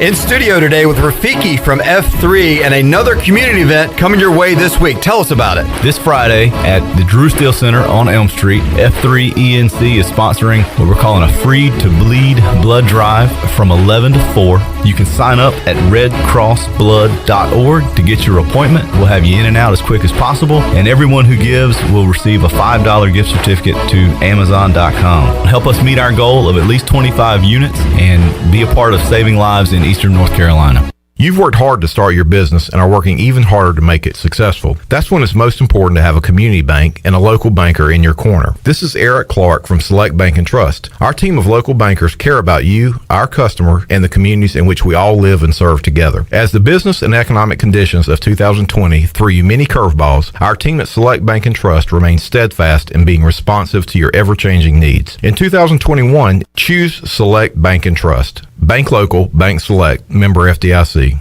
Hey Pirate Nation, this is Tom Brown from Brown & Wood Buick GMC Truck. We've been serving the Pirate Nation in Eastern North Carolina for 83 years. We have 4 brands, 3 generations, 2 showrooms, and 1 goal: to make sure you leave a happy customer. This month at Brown & Wood, get a 2021 Sierra 1500 and save over $5,000 or 0% for 72 months. As always, Brown & Wood is the home of the lifetime powertrain warranty. We're located on Greenville Boulevard next to the Convention Center, or shop us online at brownandwoodauto.com. Hey Pirate fans, it's time to get that yard done right with the new John Deere mower from Quality Equipment. Our premium lawn care lineup is what every homeowner needs this spring. A John Deere will change the way you mow with easy-to-use attachments, effortless steering, and intuitive controls. Right now, save up to $700 on X300, X500, and X700 series mowers. Learn more at QualityEquip.com and get quality done right. Offer ends 10/29/21. Some restrictions apply. See dealer for details. Spring is a great time to plant flowers, trees, and bushes. When planning your landscape, please keep in mind that you should never plant anything within 3 feet of a gas, electric, or water meter. The same thing applies if you have an electric transformer in your yard, except keep plants 8 feet clear of the front in case crews need access during a storm or an outage. Always remember to call 811 at least 3 business days before you dig to avoid underground lines. This important safety message is from your neighbors at Greenville Utilities. Have you ever seen those exotic aquariums like the guys do in Las Vegas on television? You ever thought about having one of these aquariums in your business? It's more affordable than you think. This is Hal Pruitt with rentafishtank.com. We can make having an aquarium in your business turnkey with no work, cleaning, or hassles for you. Rentafishtank.com creates a relaxing atmosphere and keeps children occupied. Rentafishtank.com already services many dental, pediatric, and doctor offices, plus hospitals and senior living centers. Check us out at rentafishtank.com. Hey Birdland, the game plan is set and we're excited to welcome fans back to Oriole Park. To prepare, we've made updates to our game day policies to keep everyone healthy and safe. Oriole Park will feature limited capacity pod seating, digital ticketing through the MLB Ballpark app, contactless entry, and cashless transactions. All fans are required to wear masks and no outside food or bags will be permitted. The experience may be different, but the excitement is the same. Learn more about our game day health and safety policies at Orioles.com/welcome back. Looking for a professional to take care of your commercial properties? Gatlinburg Lawns is here for you because customer service is number one. Gatlinburg Lawns specializes in eco-friendly landscaping, landscaping design, mulch, hedging, sod installation, pine straw, tree planting, and much more. If you need landscaping help for your commercial property, call Gatlinburg Lawns today for a free quote at 919-647-6193. Gatlinburg Lawns, we make it pretty. This is Pirate Radio, WGHB Farmville, W224EI Greenville, WDLX Washington, and W281CH Washington.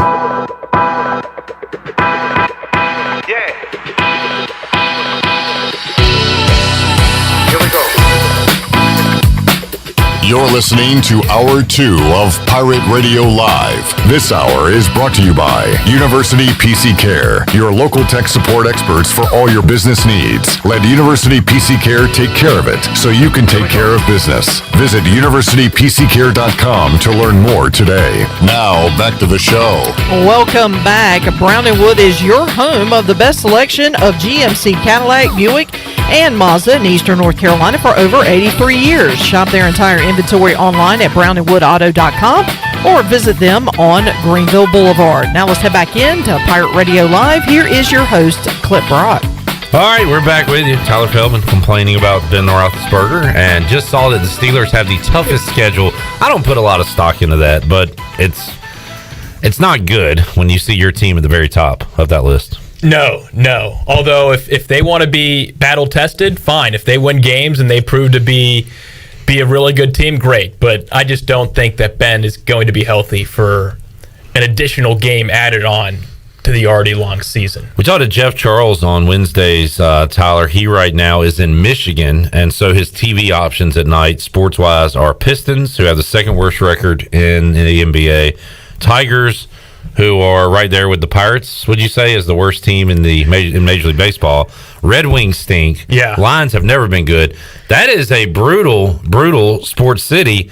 Now, where does Pittsburgh stack up with what the... I mean, look, the Steelers have been good for a long time. The Pirates are one of the worst in the league. Penguins are good, right? Penguins have... You got something to root for. Mary Lemieux and then Jaromir Jagr. And Sidney Crosby, Evgeny Malkin, Marc-Andre Fleury. I mean, they've had a fantastic run of teams over 2 now into 3 decades. So the Penguins are great. Steelers are consistent, but I do think that they need to get out of their shell a little bit of what they used to do and what they need to do. It's going to be a new era for the first time in 17 years pretty soon. Yeah. When Ben leaves, and who knows if the Rooneys will ever fire Mike Tomlin, or if he'll be there forever like Chuck Noll and I love Coward. Mike Tomlin. I just at a certain point you've got to win. That's a requirement of the job. You can be a player's coach and guys around you can like you, but if you continue to just employ the same sort of winning, which is for the Steelers, high expectations, they have good teams, but they don't win the Super Bowl. At a certain point, maybe you need to make a change. He's never had a losing record, which is a crazy stat. Now that we go to 17 games, he could go 8-9 and have that first losing record. I brought this up because you were saying you can't even watch the Pirates anymore. Not because they're a bad baseball team, but because they don't try to be good. Yeah, think about like your most annoying friend. I could be that friend for some people. Maybe it's Josh Graham. Maybe it's someone that you know well that just kind of ticks that nerve. Mm-hmm. That's now the Pittsburgh Pirates for me. Grew up watching them lose all the time. Brian Giles, Jason Kendall, throwing out Aramis Ramirez. Oh, wow. Yeah. So many guys. And then right now you could probably build a starting 5 rotation with former pitchers that could be notable for either an All-Star or possible Cy Young Award. Garrett Cole, Tyler Glasnow, Charlie Morton. Who am I missing off the top here? You can throw the Jamison Tyon. Yeah. That's 4. So the Pirates they don't spend, they sell, they try to buy these young prospects. Then when the prospects are right on the cusp and they'd have to spend even a little bit more money, see you later. So until they actually start to invest, maybe get a new owner, the Pirates, it is tough for me to just sit there and watch, because if management isn't buying in, why should fans buy in?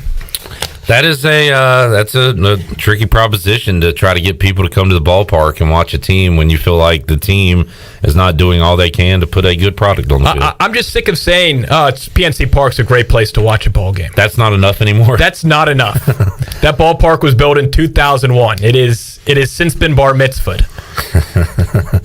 Tyler Feldman here inside the Pirate Radio studios. Tyler, what's on the docket for the weekend on WITN Sports? The undefeated Down East Wood Ducks. Oh, man. Break up the Woodies. They're going for the perfect season. Just the energy around the ballpark.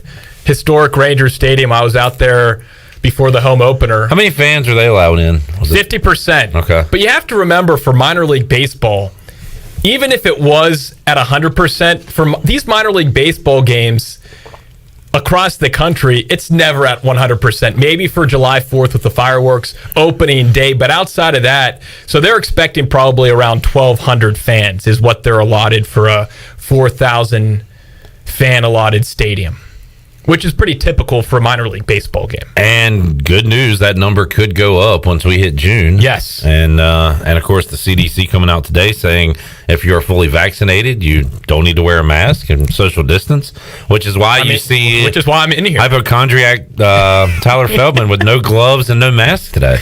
Yeah, Great to see your face. I figured I'd loosen up a little bit. There you go. Now, if I do come down with something, I mean, I'd pinpoint this studio as the reason, but we'll wait and see.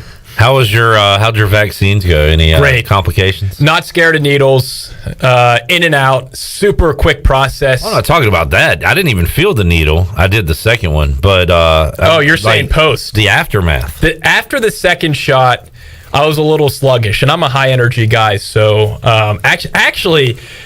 They played, I got the second shot. Later that night was when ECU baseball hosted UNC. I was just on adrenaline, covered that game, didn't eat dinner because I didn't want to miss an at-bat between the Tar Heels and Pirates, and then got home and I was like, wow, it hit me.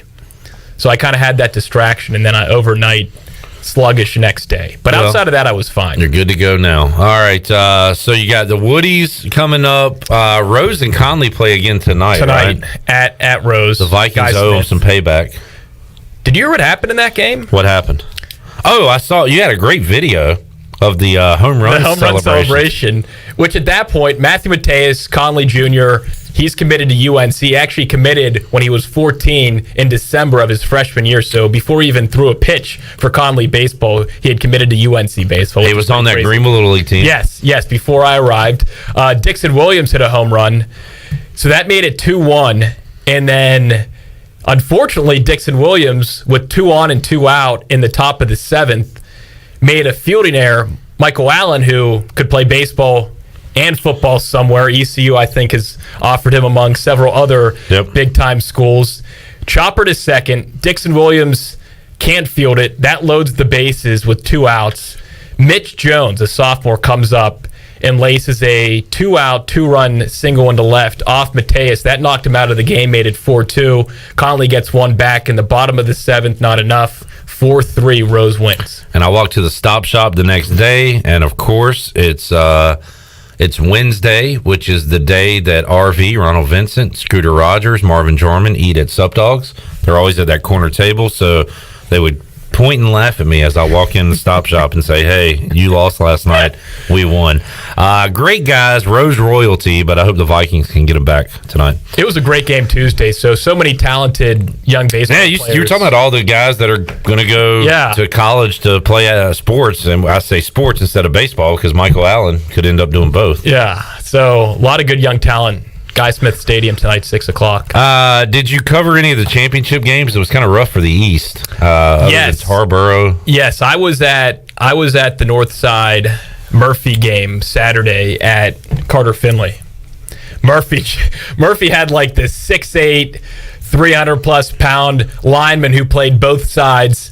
He's going to Florida. I don't remember off the top of my head his name, but Murphy was just much larger. I did a game like back in my, you know how you do like anything you can when you're coming up, Tyler, and I was doing like high school baseball tournaments in New Bern, like doing play-by-play, and it was like Murphy versus New Bern, I believe, and I just remember these mountain men they had on their team. This was years and years ago. I'm pretty sure now their kids are probably on the football team. I just remember how big they were physically. And Northside, they had a great season, but when you line up in the trenches and it's not even close, you got a line that's twice the size, it's just hard to win. I mean, 14-7 was the final in that game. Panthers got a big touchdown run from their senior back Gorham, who Billy featured as a sports spotlight recently. But when you're that big in high school, that makes a huge difference. Tyler, before we let you go, ready for some Pirate football this fall. And I wonder how many days we have until kickoff. I wish there was a way we could know. Wait a minute. There is a way. Because our ring person, Chandler Honeycutt, is going to tell us exactly how many days we have. 103. 100 and 12. I was close. 112.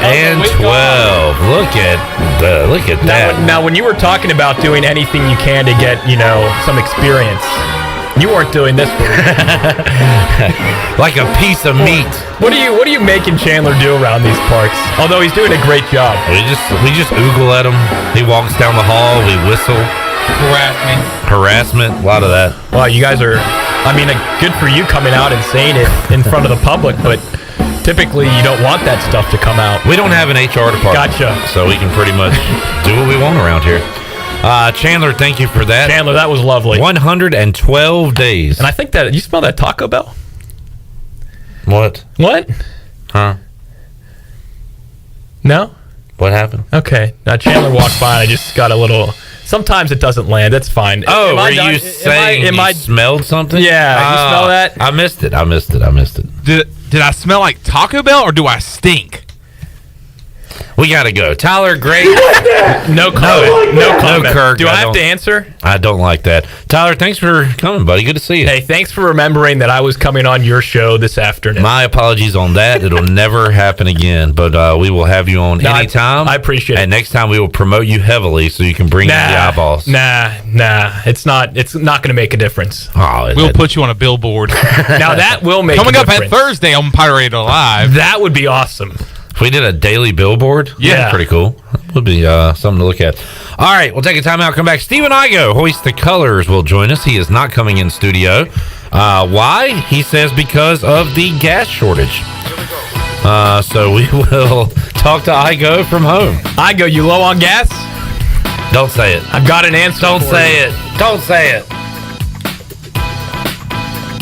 Say it. Say it. Taco Bell. Oh! We'll be back after this.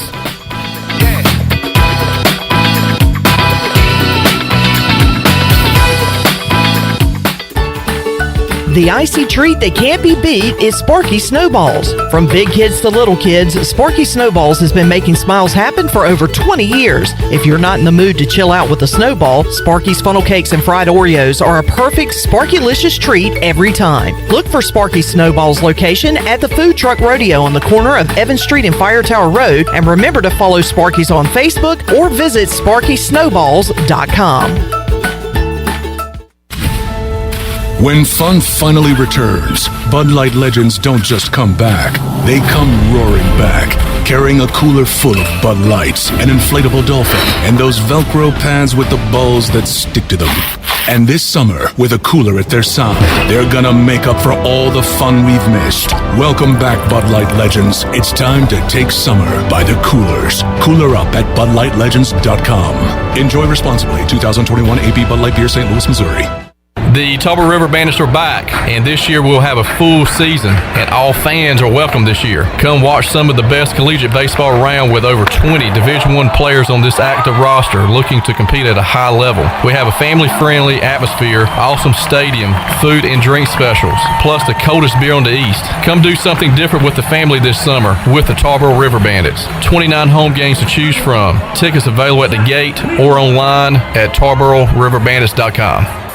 Warren's Hot Dog Pizza, homemade lemonade. Hey, Pirate Nation, Warren's Hot Dogs, 2 locations are open for business in Greenville and Chocowinity. Both locations have drive-through windows, so stop by today for hot dogs, pizzas, subs, apple and peach turnovers, homemade lemonade, and breakfast in Chocowinity, featuring homemade cheese, ham, and chicken biscuits, plus sausage dogs and more. Warren's in Greenville, across from Ron Ayers Motorsports, and in Chocowinity next to the fire department. Warren's Hot Dogs. Want some? Get some.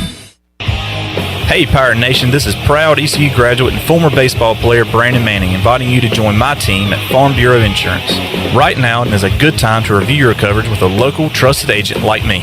I will make myself available before or after business hours, and my clients always have my cell phone number if they need anything. From home, auto, or life, give me a call today and let's talk about your insurance coverage and about the Pirates. Call 531-1812 and go Pirates! You can paint these peaches purple!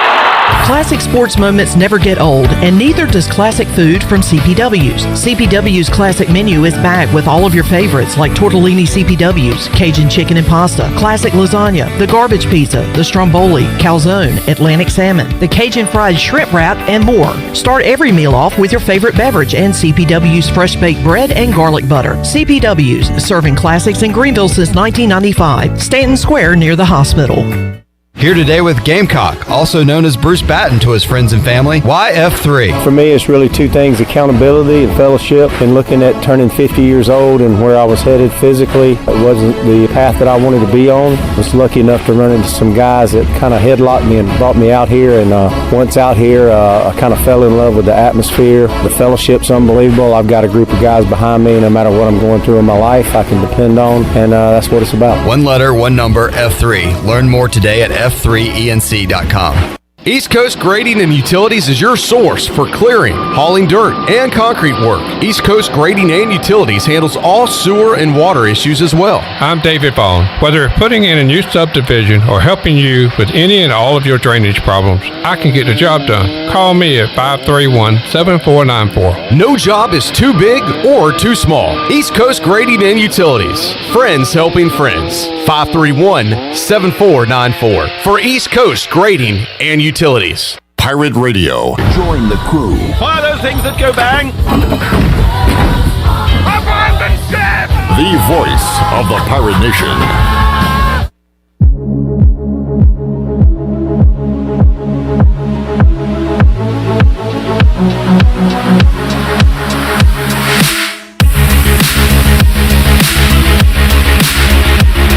You're listening to Hour 2 of Pirate Radio Live. This hour is brought to you by University PC Care, your local tech support experts for all your business needs. Let University PC Care take care of it so you can take care of business. Visit universitypccare.com to learn more today. Now, back to the show. Welcome back. UBE has been an ECU tradition for over 50 years. You can shop online anytime at pirateware.com. UBE has the biggest and best selection of ECU sportswear and accessories for pirates of all ages. Every day is game day at UBE. And Clip, as we head back into the show, I do have one minor league update. I had been waiting for the appearance of Evan Krasinski this season for the Memphis Redbirds. And had not seen him and was wondering why. And I did discover he had been on the 7-day injured list. And the Cardinals player development Twitter page just announced that Evan has been reinstated from that injured list. So he will be back in action. So hopefully in the next few days I'll have some stats on him. I think it was probably related to the Aaron Rodgers news, and he had emotional distress. Because I did see him like one of my snarky tweets from draft night about the Packers. Okay. So he's probably upset about that situation. So could have been something physical, could have been something mental regarding the Packers. But yeah, it'd be great to see the lefty back in action, and surely we'll keep up with all the stats of our ECU alumni playing minor league baseball right now across this great nation. All right, Stephen Igoe, Hoist the Colors, joins us today via the Fixed NC Live line. Igoe, you're not in studio. And was the reason you gave me via text the real reason, or were you making a joke? No, it was a legit reason. I mean, I have like 100 miles of gas in my car. I just don't really feel like burning it up right now. And you know, I wanted to get it refilled earlier today, but I drove over to one of the sheets, and I saw like 3 people arguing in the parking lot. And I'm just like, all right, I'm just not dealing with this. So yeah. I've decided that I'm either going to try and conserve it as long as possible, or just go empty and not deal with the idiots at the gas station until all of this is behind us. But it's annoying, but it is what it is. And you know, the longer I stay inside, the more likely it is I live longer, as well as I will not get in a wreck driving across town to speak in studio with you guys. Wow, so you're making some valid points there. You are going to live longer and save money, conserve gas. Well done, Stephen. This is interesting, Igoe. The hottest topic right now on the Hoist the Colors message board was pinned by Stephen Igoe. we need to have a discussion. The thread topic is, let's talk about ECU softball. And it's Igoe laying out numbers and really asking questions. You admit, Igoe, that you don't cover softball like you do other sports at ECU, but you throw out the records: 16-33 this season, 7-17 in league play.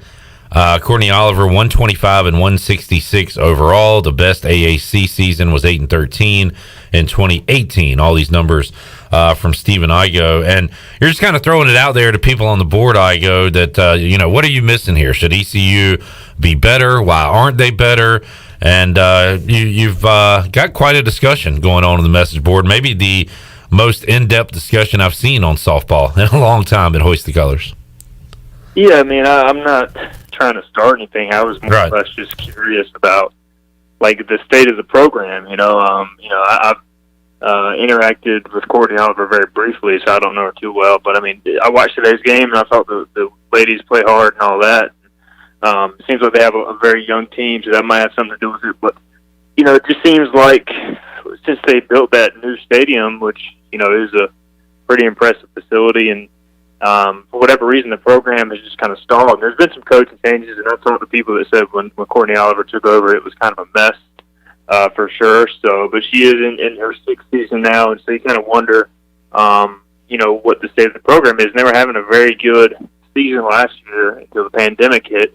Returned a lot of those players, and for whatever reason, we're just not able to find that consistency or success this year. So, I was just curious as to what people think about the program and kind of, where they have fallen short, because I do feel like they should be better, more competitive. I know the American is a very good softball league. Tulsa's always good. Wichita State's good. They were talking about UCS probably going to get into the tournament this year, but I believe ECU softball should be able to get to that point where they're contending for regionals fairly consistently too, and they just haven't really been close here these last handful of years. Yeah, Stephen Igoe, Hoist the Colors, asking the questions, getting some answers. You can check that out at hoistthecolors.net. Igoe, got a question from John Moody. He wanted me to ask you, I hadn't really thought about this. What is the format for this year's AAC baseball tournament? Is it business as usual, as it always has been, or is everybody invited? Do you know the format, Igoe? Yeah, I know it's going to be double elimination and 8 teams. All 8 teams are invited. So, it was kind of awkward in the past with UConn in the league. There were 9 teams. Mm-hmm. And you always had the 9th team that, would not get invited. But now with UConn leaving, you have an even 8 teams. So it'll be pretty standard. There'll be, as far as I know, the weird thing is the American hasn't even posted like a bracket or dates or anything on their American Athletic Conference page. They have the 2019 Championship Central up. So, that's some real Power 6 for you. But anyways, I think it's, you're going to have 1 versus 8 as far as the seeds, 2 versus 7, 3 versus 6, 4 versus 5, and then, there will probably be 2 sides of the bracket. I know you love a bracket clip, so we can fill out our AAC baseball tournament bracket when the time comes, but double elimination on both sides, and if they do it like the past, it'll be, the winners of each side of the bracket compete for the championship, and a winner take all that Sunday. Yeah, which I don't like, but I mean, I get it.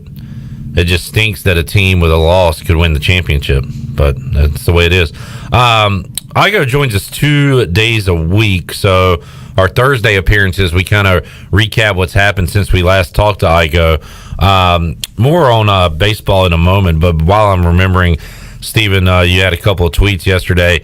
East Carolina backup long snapper Max Derschlag is in the transfer portal. Chandler, the long snapper for the Pirates this year will be who? Liam Crowley. Okay. And also, Igoe, you said Zion is in the transfer portal. Zion Evans, who is a walk-on linebacker. Any other football news coming out? Guys going in the portal, or ECU getting guys out of the portal? No, I haven't heard anything to this point. I mean, it's pretty quiet. I think, maybe towards the end of the month we could hear some more stuff. But, right now, I think the coaches are actually pretty much out of the office this week and enjoying some downtime. And I think next week they get back, and it really kind of cranks into gear when they start first summer session. You'll have a lot of new enrollees as far as transfers, incoming recruits, that sort of thing. So, but I mean, the interesting thing about the walk-ons, Liam Crowley is returning as the long snapper. He will actually compete with, they've got, I think, 2 preferred walk-on long snappers coming in. So, Chandler, it's going to be a very intense long snapper competition. They've also got like 3 preferred walk-on kickers coming in. So, like, the specialist competition this preseason, honestly, might be one of the biggest storylines. Not saying that we're going to follow the long snapper battle, but the kicking battle for sure. We are following the long snapper battle. Chandler Honeycutt is our long snapping expert. He played the position. He knows the position. Student of the game, now a teacher of the game. So we will follow that very closely this fall camp. All right. Jay Kuchman going to the bullpen, Igoe. Let's assume that Carson Wisenhunt is one of the TBAs ECU will throw against Cincinnati along with Gavin Williams and Tyler Smith. The $1 million question, who is going to start that 4th game for ECU against the Bearcats?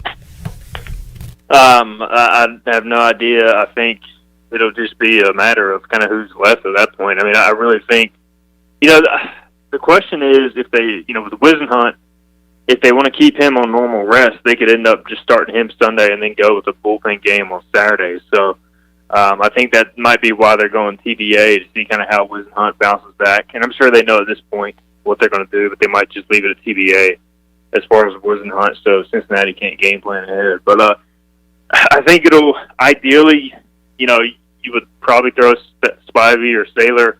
I mean, to me, they just make the most sense of starters. They have multiple pitches. Maybe you could try out like a Josh Groves for a couple of innings. I think whatever direction you go, it's going to be a bullpen type of game. The other factor is if you could get through the first day without using like C.J. Mayhew or Cam Colmore, then you could start maybe one of those guys. But yeah, it's just hard to get through 2 games, doubleheader, without using your best guys, because you would essentially have to be up probably 6+ runs in both games. You just want to go to your guys out of the pen. So, I don't know. We'll see how it goes. I would think one of these days you would want to try Major as a starter, but that might be down the line because then you lose your most valuable lefty out of the pen. Same with Colmore as far as being a righty. So, a lot of people want to see those guys start. I wouldn't mind it, but then it really shortens your bullpen. So, it just kind of depends on how it breaks, I think, is probably the approach going into the weekend. Igoe, we are going to find out tomorrow, maybe, hopefully, the 20 proposed regional sites.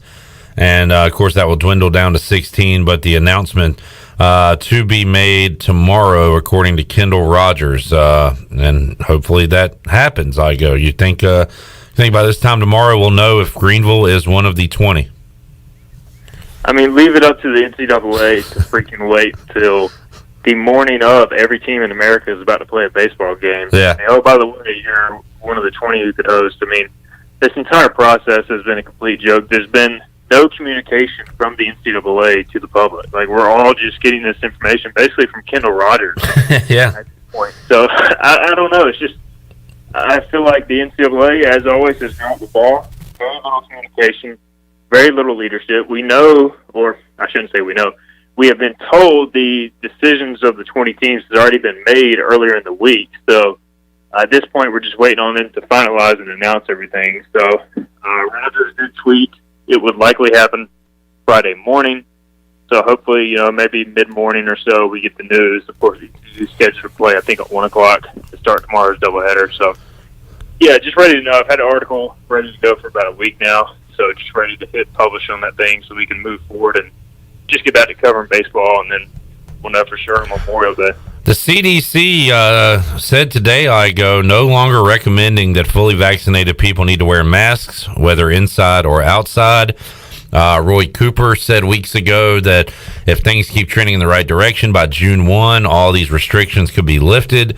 So we are primed and ready for some big crowds for some regional baseball, although the NCAA put a 50% capacity cap on regionals. They did that weeks ago, way too soon, way too early for really no reason. I think there's a chance now, Igoe, with all this positive news, that they walk that back and they lift that and maybe leave it up to the states. Don't put a cap on it. say whatever the schools want to do, whatever you can do in your state, you can do that. Or do you feel that same way, or do you think the NCAA sticks to their guns on this 50% thing?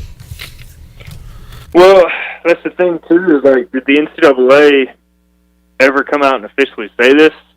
Again, I think Kendall Rogers reported originally that was the plan to. So until the actual postseason gets here and they lay those parameters out and they accept the bids and all that, I don't know what the NCAA is going to do, but I would think, like Aaron Fitz said from the baseball, they seem to be in the know that there's a chance they could walk it back. I mean, that might be why they never made an official announcement and that it was just reported upon by some different people that was the plan or the direction they were heading. So, yeah, I mean, just the whole thing, the uncertainty of how they're going to do the brackets, the uncertainty of how they're going to do the attendance policy. It's classic NCAA from top to bottom. There's no leadership. There's no decision-making. And when they do make decisions, they're often poor. So maybe one of these days we'll know what the actual hell is going on. I wish I had more NCAA questions for you, but I do not. Igoe Broncos schedule came out. I believe you're week 1 underdogs to the Giants. How you feel about that? I saw Pick'em on my Pick'em. According to the original line, maybe it's already shifted. Okay. Yeah, man, I think it's their first 3 games are Giants, Jags, Jets. Yeah. Yeah, I mean, are you kidding me? The Broncos are at least starting probably 2-1, maybe 3-0 if they can figure out their quarterback situation. So they've honestly got probably the easiest schedule they've had in years. It seems like they've always got a pretty hard schedule, but you know what? They're playing the NFC East this year, so that's probably why. But no, I'm semi-excited about the season, but I'd be much more excited if they traded for Aaron Rodgers. We always joke about the NFC East teams getting all the primetime games, and you play, let's see, Cowboys 1 o'clock. You play Washington at 4. You play the Giants at 4. And the Eagles at 4. No primetime games, Igoe, unfortunately. Yeah, unfortunately, the Broncos are just not a primetime team right now, and it really doesn't bother me that much. I mean, they've had so many years of being the Peyton Manning or just the Denver Broncos AFC West games. There's nothing I hate more than that Monday night late kickoff time on opening weekend where I have to wait all week to play. So, yeah, it is what it is. I'm not too torn up about it, and they're really not a sexy team to watch right now. So I'm not too disappointed by that news. Stephen, have a good rest of your week, a good weekend, and we will talk to you again on Monday. Stephen Igoe will join us 5 o'clock on Pirate Radio Live. All right, Clip, thanks for having me. There he is, Stephen Igoe, Hoist the Colors, joining us on a Thursday edition of PRL. Let's take another timeout. We'll come back. We'll hear some Cliff Godwin audio from yesterday as he spoke with the media, and we'll get his thoughts on the Cincinnati series coming up and a few of the Pirate players when we return after this.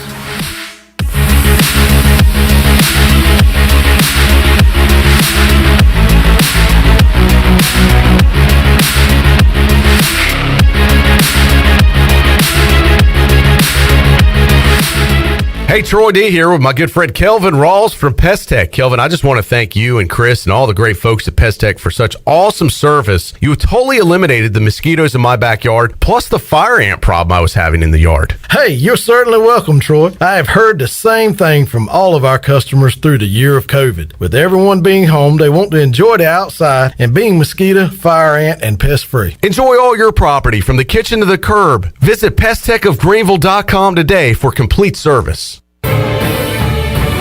For the latest from the world of golf, tune in every Saturday morning from 8 to 10 for the Golf Shop Radio Show, presented by GolfKnickers.com, the world's leader in traditional golf apparel. Hosts Mark Greenhelge and Matt Blanchard talk golf from tee to green and everything in between. If you like golf, you're going to love Golf Shop Radio. Before you tee up, drop on in. Welcome to the Golf Shop. At Tiebreakers, we admit we have a bit of a problem. People love our wings so much that they're starting to sell their home TVs just so they can watch all the sporting events here at Tiebreakers. Seriously, we're glad you love our hand-breaded, hand-cut boneless wings that much, but we really need you to go home at the end of the night. It's okay, we'll be here tomorrow. And when you come back, Bring a friend with you. For great food, great friends, and cold beer, we'll see you at Tiebreakers. Tiebreakers, break the chain, eat local. Ahoy, mateys! To keep those cars clean, you need the Pirates Cove Fast Pass. Greenville's original express car wash is now offering a fast pass for as low as $19.99. That's one pass, 4 locations, and unlimited washes. Visit us in Greenville on Fire Tower Road, Memorial Drive, and East 10th Street, and also in New Bern on Glen Burnie Road. And by popular demand, Pirates Cove on Fire Tower Road is now offering interior cleaning. So we have you surrounded. Pirates Cove, the official car wash partner of ECU Athletics. Looking for a professional to take care of your commercial properties? Gallenberg Lawns is here for you because customer service is number one. Gallenberg Lawns specializes in eco-friendly landscaping design, mulch, hedging, sod installation, pine straw, tree planting, and much more. If you need landscaping help for your commercial property, call Gallenberg Lawns today for a free quote at 919-647-6193. Gatlinburg Lawns, we make it pretty. Hi, this is Jason Shepard with The Place, located on the Washington waterfront. The Place is not just a restaurant anymore. We are now the place for great food, great drinks, and great entertainment for all ages. We have karaoke Wednesday night, shag night Thursday, and live music Friday, Saturday, and Sunday, as well as a great patio to enjoy the beautiful weather. Be sure to check out our Facebook page for all the latest information. The Place is located on Main Street on the Washington waterfront in historic downtown Washington. I look forward to seeing you at The Place. This is Stephen Igoe. You've heard from me plenty on Pirate Radio Live and perhaps have read some of my work on HoistTheColors.net. Now get an extension of our in-depth coverage on the Hoist the Colors podcast. From game previews to immediate post-game analysis to emergency podcasts for breaking news, we've got you covered. A cast of guest co-hosts from fans, former coaches, and other writers join me for 2 podcasts weekly to break down all things ECU athletics. Subscribe to Hoist the Colors now on Apple Podcasts, Spotify, or Google Podcasts. At U.S. Cellular, we see our customers as more than just customers. They're neighbors. When you switch to U.S. Cellular, you can get the new Samsung Galaxy S21 5G for free with no hidden requirements. As a neighbor, you deserve it. U.S. Cellular, America's locally grown wireless. Terms apply. See uscellular.com for details. This is Brandon Tate, owner and operator of Atlantic Wireless, an authorized agent for U.S. Cellular since 1997. Visit atlanticwireless.com to find the store near you. We go beyond the call. Hey everybody, this is David Glenn, and you're listening to my favorite station in Eastern North Carolina, Pirate Radio, the voice of the Pirate Nation.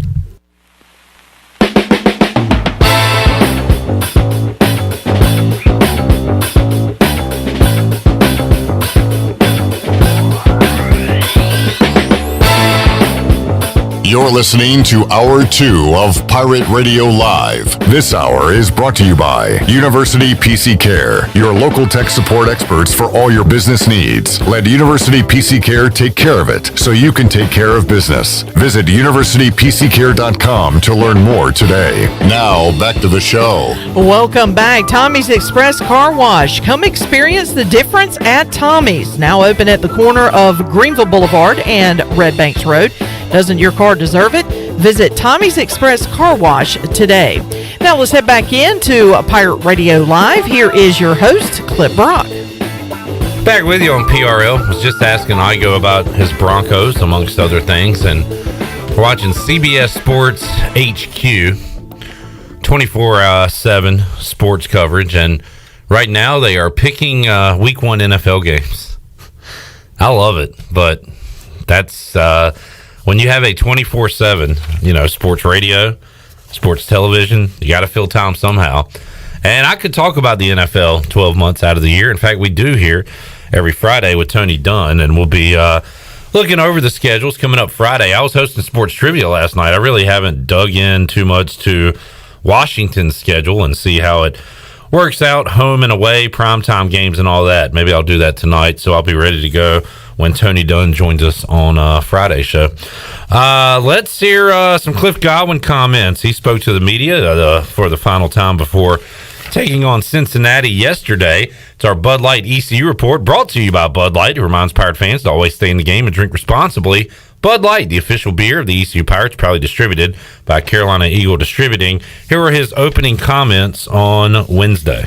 Just really proud of our guys this past weekend. to be able to come out of the weekend 3-1, hard-fought series, two of the best teams in the league.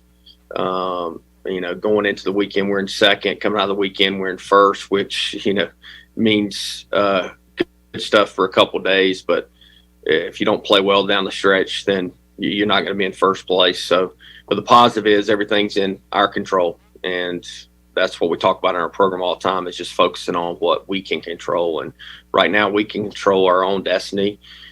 We need to play better on the road. Told the guys yesterday, I said, if we go 4-4 these next 2 weekends, what I can promise you is that we will not win the conference and we will not host a regional. So that's what I can promise you. So we need to play better on the road. And I think our guys are excited. School's out. Our guys did a really good job in the classroom. The GPA will be high again. I'm not sure exactly what it'll be, but really proud of the work they put in the classroom as well. So we're excited. We're going to practice a little bit early this morning to try to beat the rain. And then we actually leave pretty early tomorrow morning to drive to Raleigh, get on a flight, get to Cincinnati so we can practice tomorrow night up at Cincinnati. Cliff Godwin there, he is such a day-to-day, get 1% better, focus on today's practice, today's game. I do like the fact that he noted 8 games left in the regular season. Greenville will likely be called tomorrow as one of the 20 regional sites, but he says if they split here, go 4-4 for their next 8 games, he says we're not going to win the league, we're not going to host a regional. So he kind of put that in writing there and then put it out in the universe that ECU just needs to keep on winning and win these series, starting with the Bearcats, who they have already beaten 4 times this year. Now, it happened all the way back in early April, was the first conference opponent for ECU, the first 4-game conference series. They win 5-4, 7-0, 13-3, and 2-0 to get that 4-game sweep. And he talked about playing Cincinnati for the second time. Well, it seems like 2 years ago, not whenever it was, I guess 5 weekends ago. But I know they're playing better. Just kind of following the scores and the box scores and stuff. And I do remember them being really tough to maneuver through offensively. They're older offensively. They can do some things. Jace Mercer's having a great year. He's one of the best players in the league. And they're pitching. I remember a lot of lefties. Shawver was banged up a little bit. He pitched 2 innings. I know he'll be better. He's going, I'm assuming, game 3 for him. So we'll have our hands full. Look, it's not an easy place to play up there. It's on turf. The park sometimes plays huge. Sometimes it plays small, depending on the way the wind blows and stuff. So Coach Googans does a great job. I mean, he has done an unbelievable job with their program. As you guys can remember, they made a run through the 2019 conference tournament and then made some noise in the regional. So he's a very good coach, and he does a really good job with his team. His team will be prepared and ready to go. As Clayton Truder said earlier in the program from Down the Drive, covers Cincinnati athletics, they have been playing very good baseball, coming off a series win against Houston. They have a winning record, a winning league record, and will be ready for the Pirates beginning on Friday. Carson Wisenhunt returned to action on Sunday.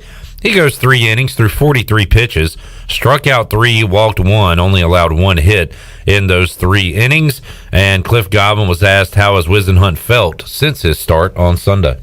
He's just had normal soreness, and he's scheduled to throw a bullpen today, and then we'll reevaluate that again after that. But right now we're going to go William Smith, TBA. Cooch Manor probably will not start. He's going to pitch out of the bullpen. We're working with him on some mechanical stuff, and I think he's kind of gotten off tilt a little bit. He threw a bullpen yesterday. It's the best bullpen that he's thrown all year, and his stuff was a lot better. So Coach Dietrich and Coach Knight are working with him on that, and he seemed pretty excited after he got done with the bullpen yesterday, so that's great to see. There, he dropped some Cooch Manor news, and then Igoe followed that up with asking Cliff Godwin, does he think this will help out Cooch Manor, just allowing him to relax a little bit, not think so much, and just go out there and throw now that he's moved to the bullpen? Absolutely. And Igoe, you know this, and I've said this a lot, but of all the players that have ever come through our program, I don't worry about Cooch doing the right things or working hard enough or getting his arm carry in. I mean, he can do that in his sleep, but he's very smart. And then when stuff goes, sideways and you're a hard worker and you're a smart kid, you kind of look around and go, why is this happening to me? Well, that's what life is. I mean, there's a lot of times that bad things happen to great people every single day in this world. And that's why I think baseball teaches you more about the game of life than any other sport. And it's hard when you have had success and then, you're not having as much success as you have had in the past. It's tough. I mean, this game will challenge you, but Cooch has been a champion from showing up at practice, having energy, not acting like the woe is me. I mean, that's the thing that just excites me, because I know that he's going to go out there and compete. And he just needs to go out there and be a baseball player. Him and I talked yesterday, and he's taking some ground balls at first base just to get his mind off pitching a little bit. And he's a super athletic kid. He could actually, if we wanted him to be a position player, I don't know if he'd be in our starting nine, but he'd be one of our guys that traveled and be a position player, because that's how athletic he is. All right, Cliff Godwin there talking about Jake Coochmaner. I made a couple of predictions before the season. Ellerby kind of put me on the spot one day on Pirate Radio Live, said, give me a bold prediction for ECU baseball. I said that ECU will average 6 runs a game this season. Well, I was wrong. Right now they're averaging 7.1 runs per game on the year. I also said that Thomas Francisco would be ECU's triple crown, and by that I mean lead the team in average, home runs, and RBIs.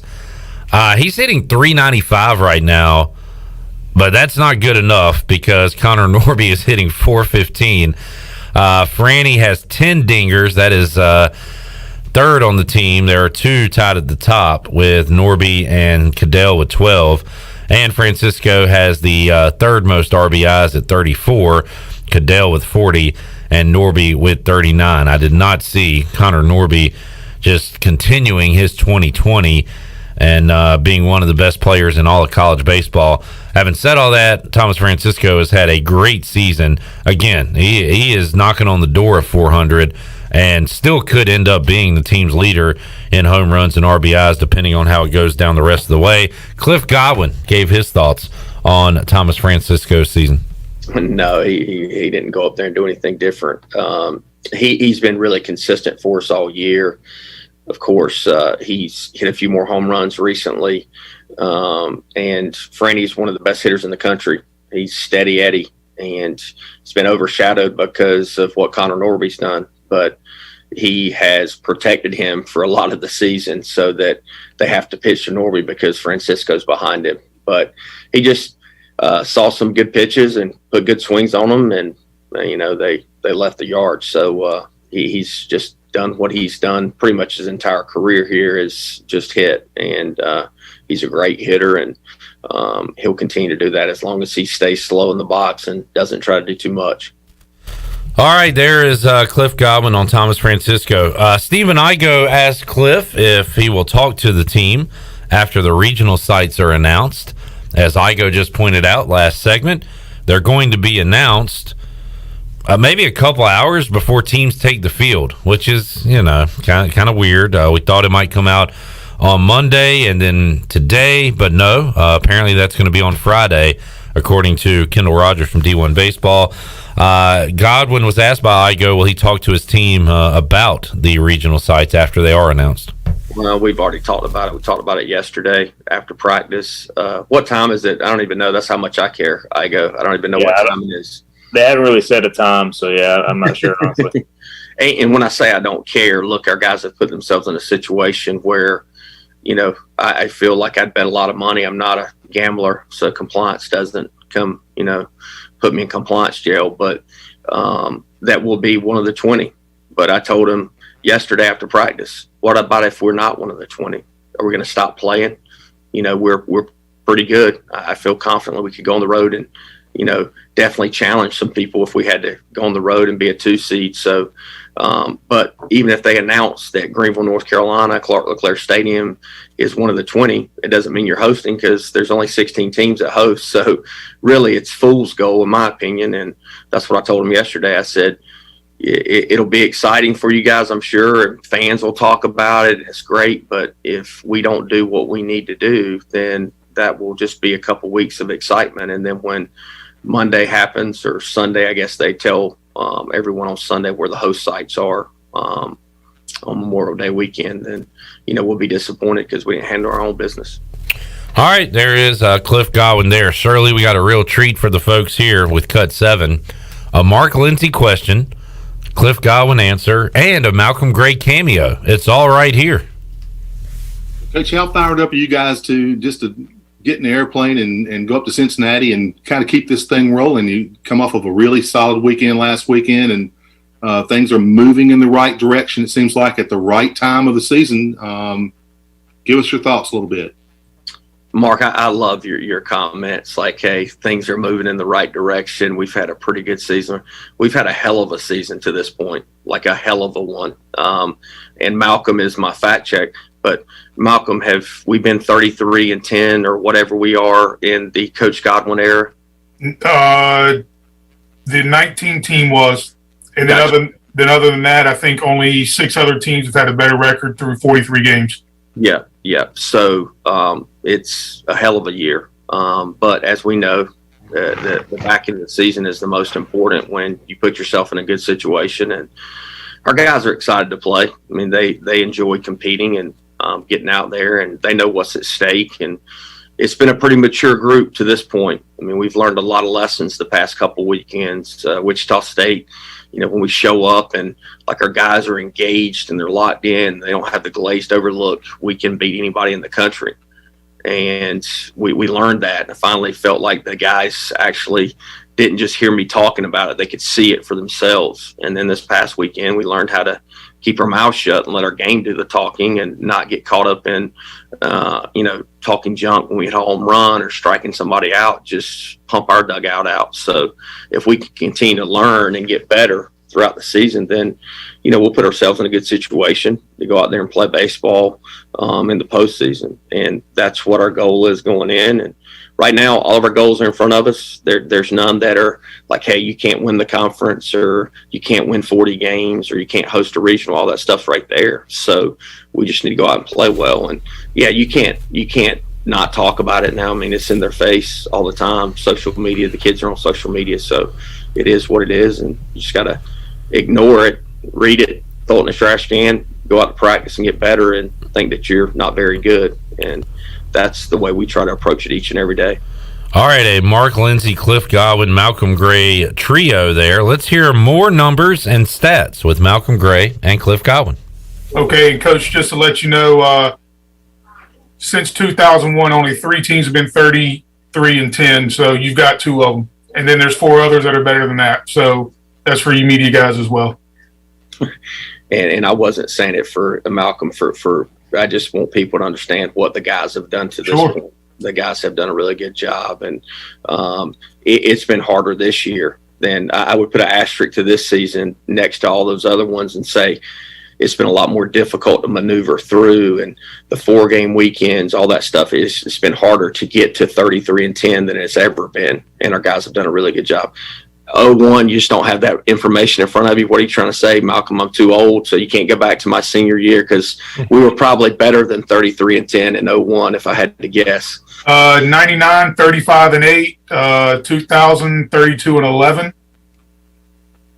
So what was 0-1? 0-1 was 33-10. 33-10. Okay. Yes, sir. Yeah. Yes, sir. So good stuff. Yeah. Malcolm's got all the information right there. I try, Coach. There you go. Malcolm Gray reeling off some numbers. Cliff Godwin looking historically at how good this team is. And you got to recognize that. You get kind of bogged down in the losses, and it feels like the end of the world. And I saw Pirate Radio A1 listener John Moody tweet out earlier this week that ECU has a top 15 baseball program, and I'm going to celebrate that tonight. So sit back and sometimes think how good you got it. And we got it good if you're an ECU baseball fan. Let's take a time out. Hour 3 on the way. A great hour it shall be, because we'll make you a winner. We'll open up the Pirate Radio booty bag, giving away some Chico shrimp tacos today. We got Bryce Williams. We're going to go Pirate Radio Outdoors. We got the guy we just heard, Malcolm Gray, joining us to talk a little baseball when we return on Pirate Radio Live here on a Thursday. Back with you after this.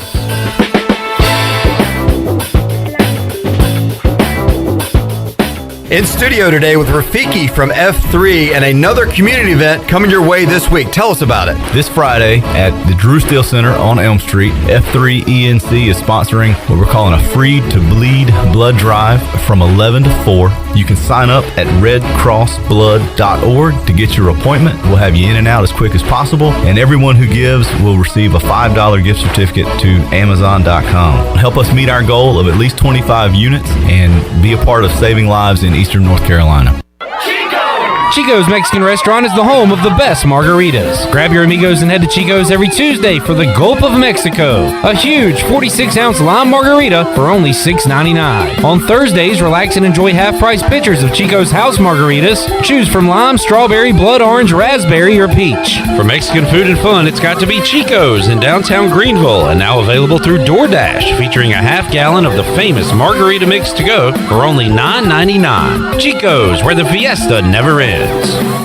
White Claw Hard Seltzer, a wave of refreshment. Crafted using our unique Brew Pure process. Made pure.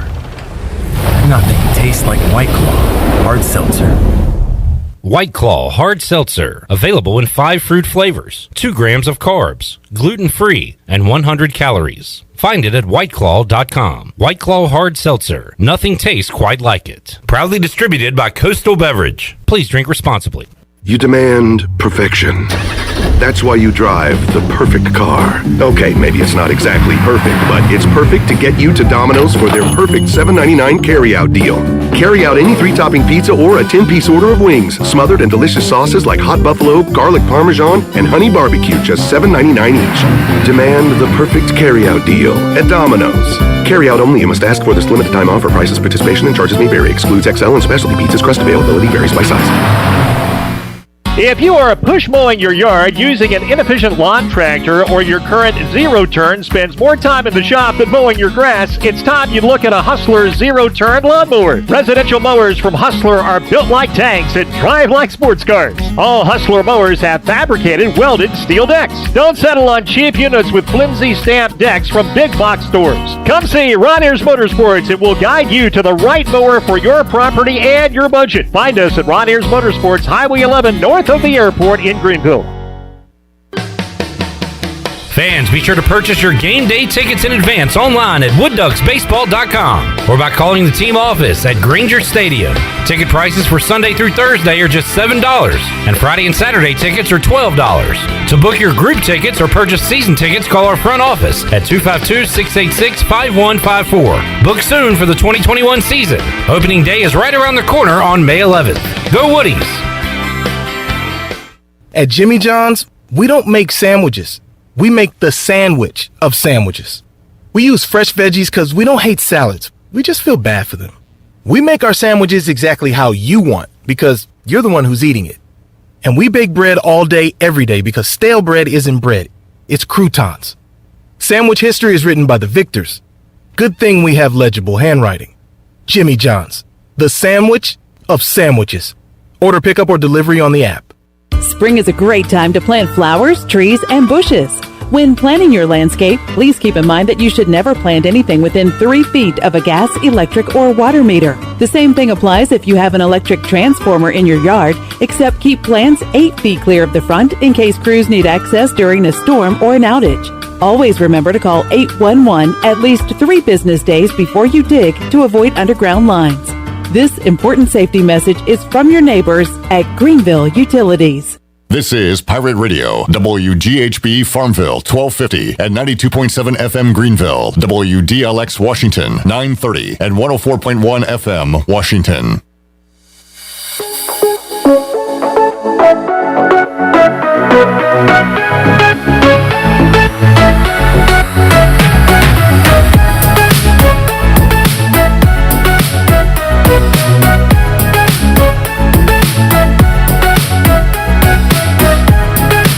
You're listening to Hour 3 of Pirate Radio Live. Now, back to the show.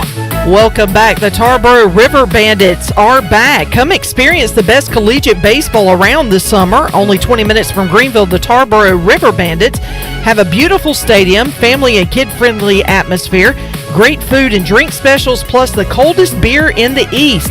Games start in early June. For more information or to purchase tickets, visit TarboroughRiverBandits.com.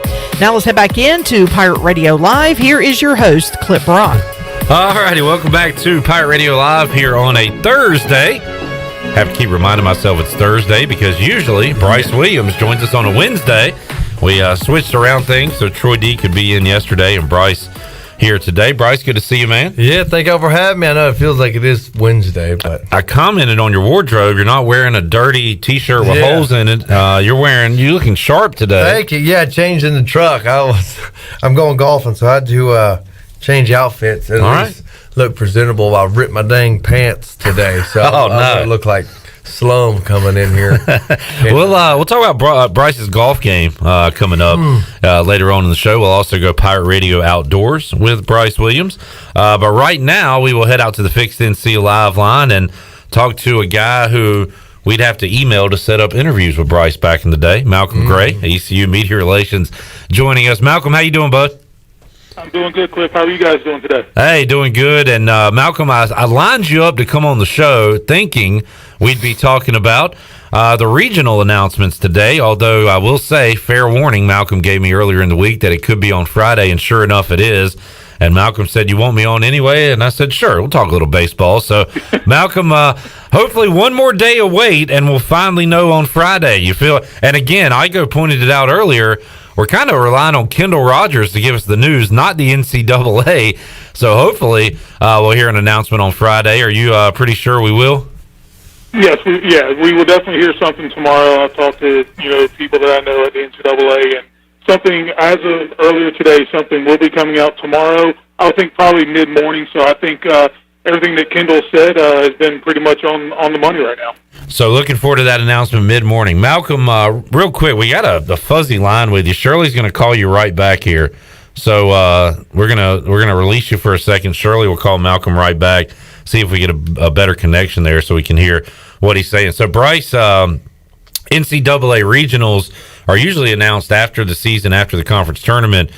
They're doing, and they still will be this year, but they're doing something a little different. They moved up the date on where they're going to announce 20 potential regional sites. That will be narrowed down to 16, but ECU is expected to be one of those 20.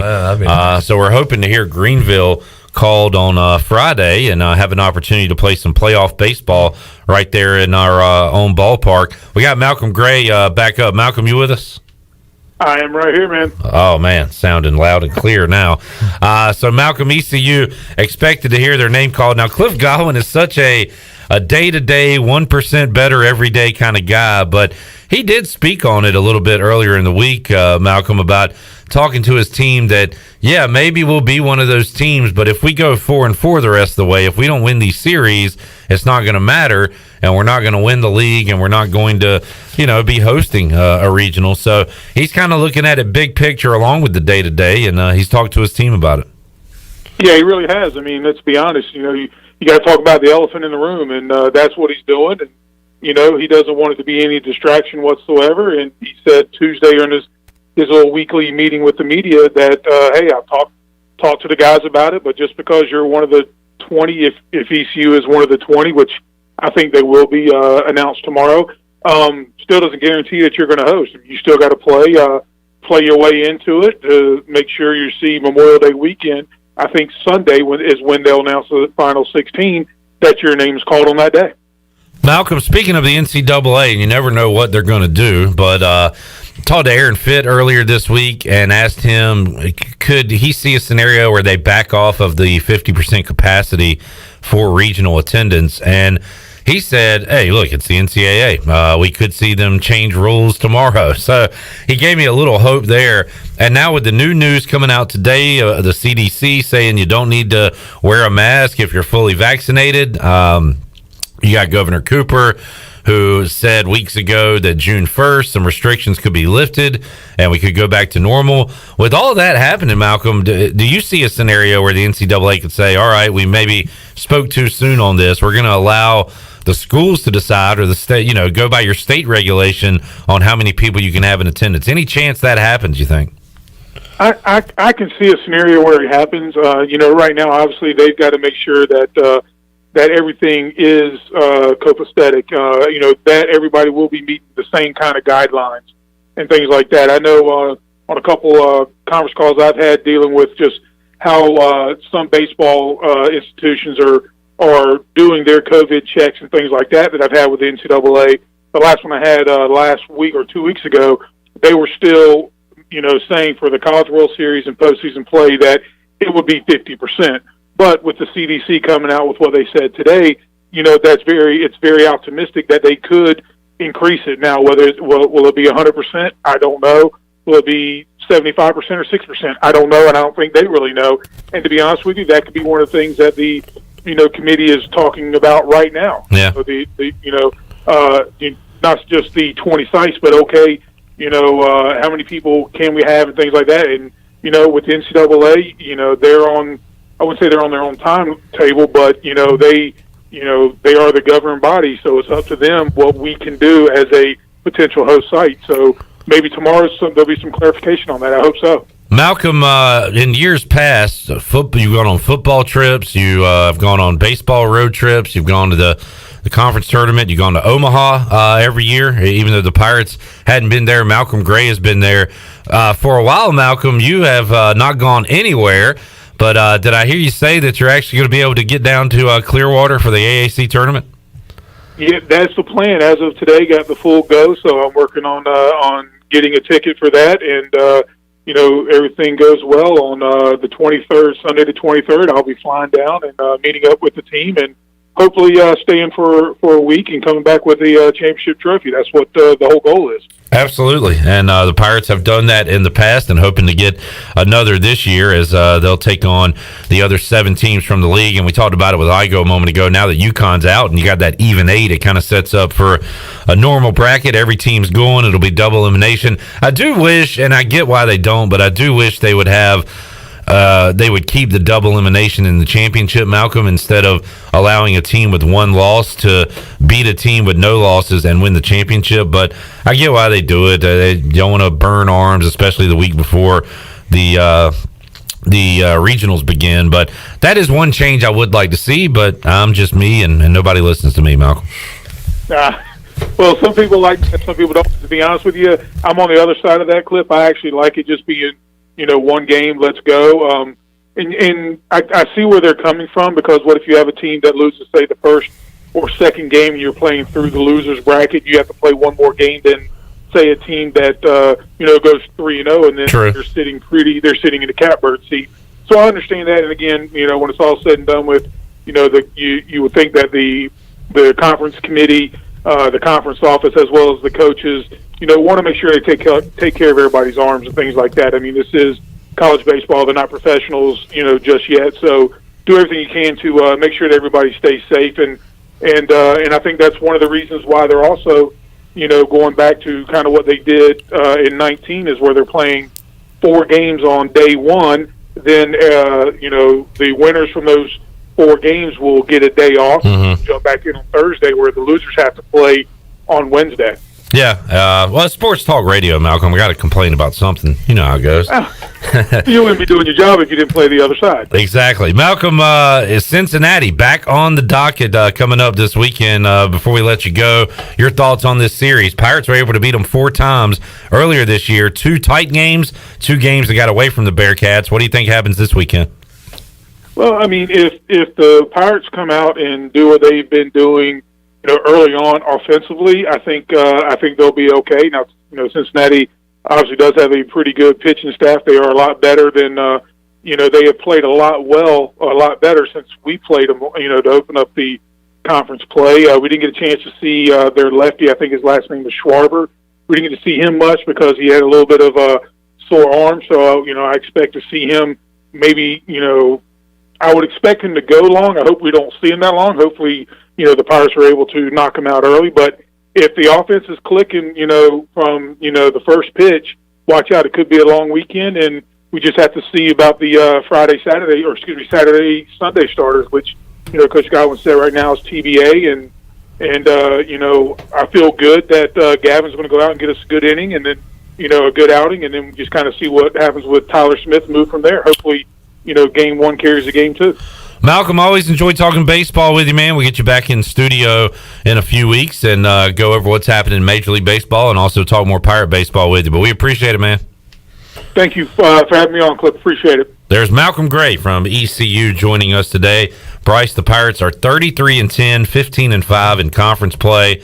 They're top 15 in the country, expected to be one of the potential regional sites named on Friday. They're going to name 20, dwindle it down to 16. And ECU right now is in great shape to host a regional, but it's kind of awkward. They're going to announce the sites, and then you got to play 8 more games and your conference tournament. So you get a little added pressure there to win to keep your standing. So it's going to be a little different this year. Oh, I know it'd be terrible to get your university announced or your site announced, and you're one of them, and then you lose your games, and then they say, "Oh, it's too bad." I mean, that's a bummer. Yeah, and we always have these watch parties on the day that it's usually announced on that Monday, and it's been at Sub Dogs, it's been at other places, Mellow Mushroom in the past, and you see your name and the regional, and everybody celebrates. Right. Well, now if you see it, you're like, all right, it's cool, but we still have 12 games left. You can't even really celebrate, right? Why in the world would they? Well, COVID. Oh, I got They got to come, make sure they have all the safety parameters at ballparks and all that stuff. So. Oh, well, dang. Well, yeah. We're optimistic, hopefully. But either way, hey, look, they're going to get their name called and win games, and it'll be all good. There we go. Bryce, how many baseball games did you go to during your ECU career? I went to quite a few. I mean, I think I went to a good number of them. I always enjoyed the baseball games.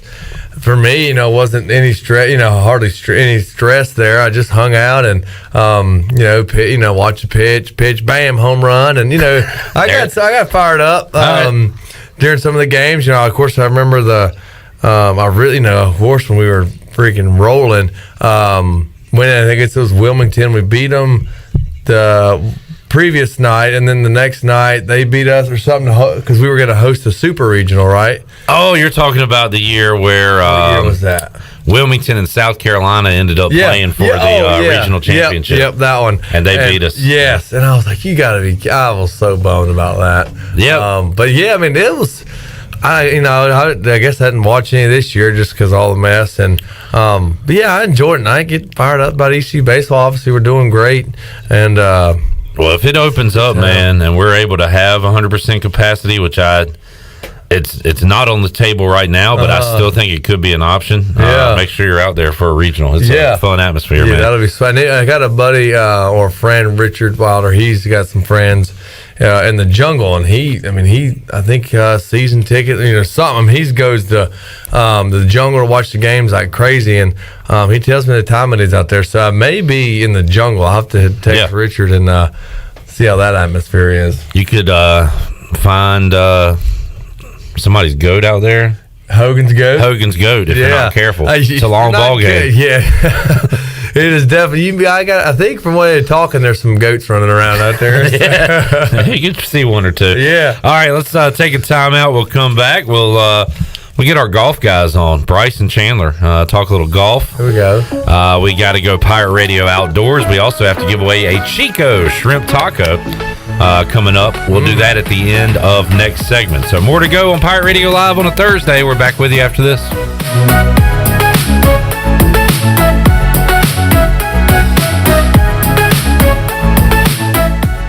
Hey Pirate Nation, this is Tom Brown from Brown & Wood Buick GMC Truck. We've been serving the Pirate Nation in Eastern North Carolina for 83 years. We have 4 brands, 3 generations, 2 showrooms, and 1 goal to make sure you leave a happy customer. This month at Brown & Wood, get a 2021 Cadillac XT6 and save over $4,750. And as always, Brown & Wood is the home of the lifetime powertrain warranty. We're located on Greenville Boulevard next to the Convention Center, or shop us online at brownandwoodauto.com.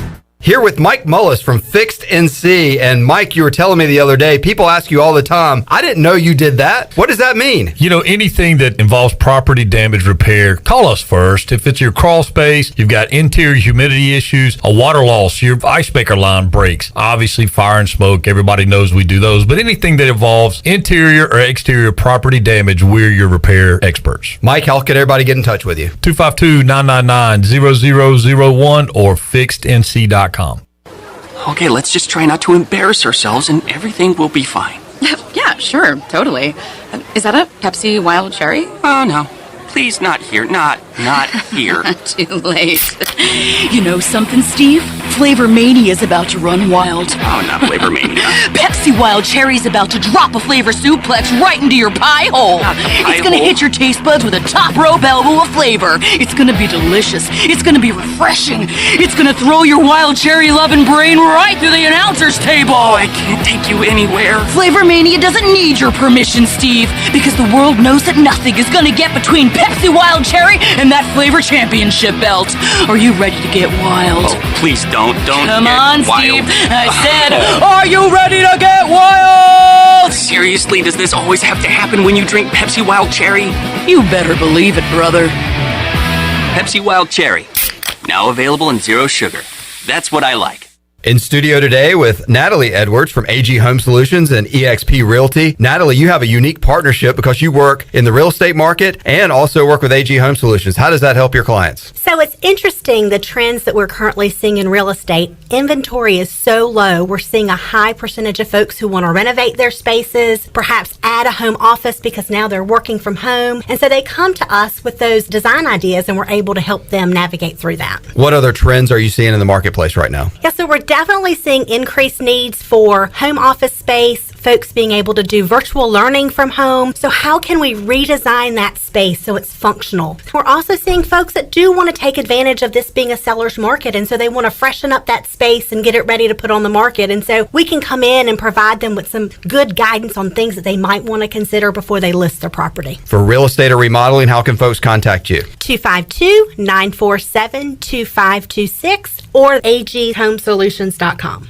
How much does the word reliable mean? Sure, all businesses describe themselves as reliable, and we certainly wouldn't expect any business to be unreliable, but when you take a word like reliable and make it your way of life, the entire core of your business, it tends to mean a little more. And it's something you have to show people, not tell them. At Delcor, we show it by being there the same day you call. We show it by simply doing outstanding work with exceptional products, a family-oriented work ethic, and genuine caring for all of our neighbors throughout Eastern NC, because in a time of need, we know the first and the only thing you need is someone you can count on. That's why we only use equipment you can count on too, like a train comfort system. It's hard to stop a train. Delcor can have a new train comfort system installed in no time, or we can provide an AC tune-up to make sure your system is performing well. So will your system keep you cool all summer? Find out. Call us. We're Delcor, the service professionals, reliable for over 4 decades. Visit DelcorInc.com today. Hi, this is Phil Steele of Phil Steele's College Football Preview Magazine, and you're listening to Pirate Radio, the voice of Pirate Nation.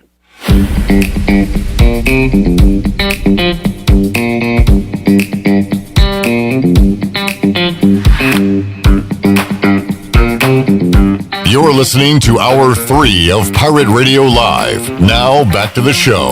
Welcome back. E&S Hemp Company is the premier CBD store in the area. E&S Hemp has helped hundreds of people with joint pain, anxiety, insomnia, and more. E&S only sells the safest, purest, and most beneficial hemp products on the market. Visit them today on Fire Tower Road near Sam Jones Barbecue or online at eshempcompany.com. Now let's head back into Pirate Radio Live. Here is your host, Clip Rock. All right. Back with you. What did you do? I think I broke the microphone. You better hope Clip's not. That's all right. I'll just hold it like this the rest of the show. You want me to fix it? Say what? I'll fix it. No, you're good. You're good. No, I'll fix it because you're not going to hold it. I'm gonna use this other microphone. You can hold it. Bryce, stop messing with yours before yours breaks too. All right, I'm gonna put this one over here, and I'm gonna grab this microphone. Oh no! That sounds weird. This is a mess. This is an absolute mess. Oh, hey, that. I didn't know those unplugged. Look at Shirley. There we She go. is our handy woman here. Oh. So I didn't break it. No, it just came on. But how did it come unscrewed? It doesn't really move. That was weird. I thought I like. Am I on?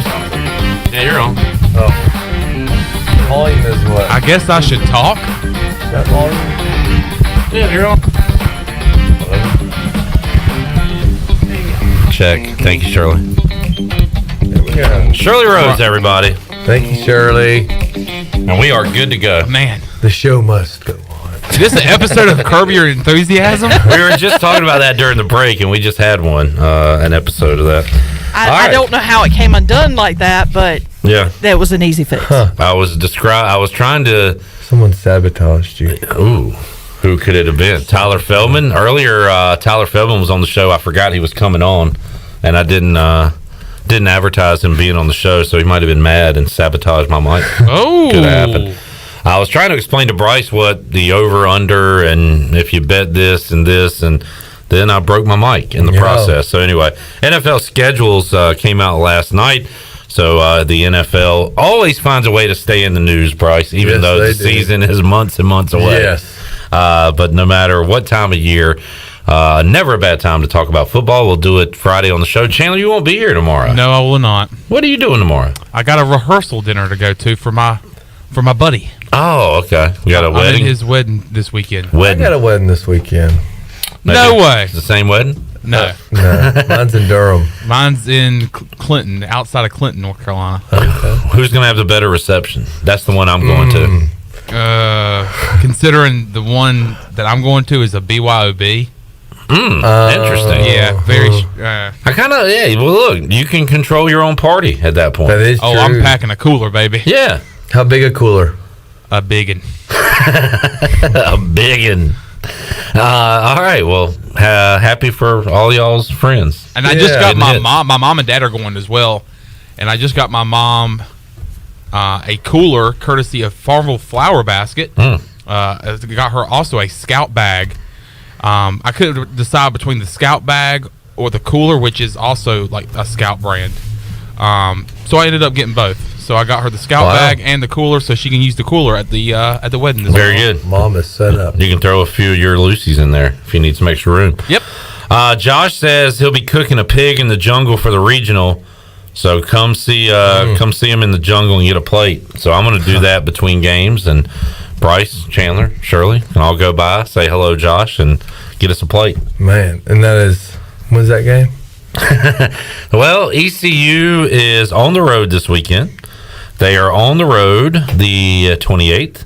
They are at the conference tournament the week of the 31st through the 4th. And I got that wrong. They will be on the road this weekend. They'll be on the road the 21st. They will be in the conference tournament the week of the 24th through the 28th. The regional, Bryce, would begin on June the 4th. Okay, so I thought it was like this weekend. I was like, well, darn, I'm going to be out of town. Nah, you got a little bit of time. We'll talk about what you're up to out of town. And, that's a wedding. You won't be doing hunting and fishing.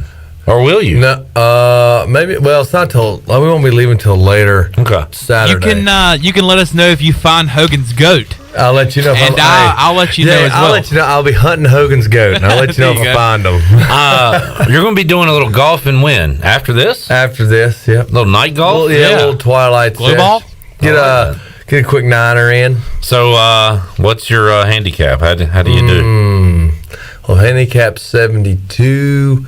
Well, if the course is 72, I'm just gonna say, I'll be honest, I'm probably like plus 15. So that's I'm probably like about around where I'm at. Yeah, plus 15. Like I would say probably anywhere from last year on. I used to be better, but now probably like a 95er. 95er. I would say I can shoot under 100. Okay. How long you been playing? I've been playing for quite a while. I mean, consistently, off and on. Obviously, in 2018, was playing a lot. I mean, I played like over 20 times just during OTAs. So I've probably been playing consistently, probably since college. So I was hanging out with Mully, and he had his golf buddies there at the table, and golf just consumes like their entire life. They talk about how they shot, what they did wrong, what they're going to do right the next time.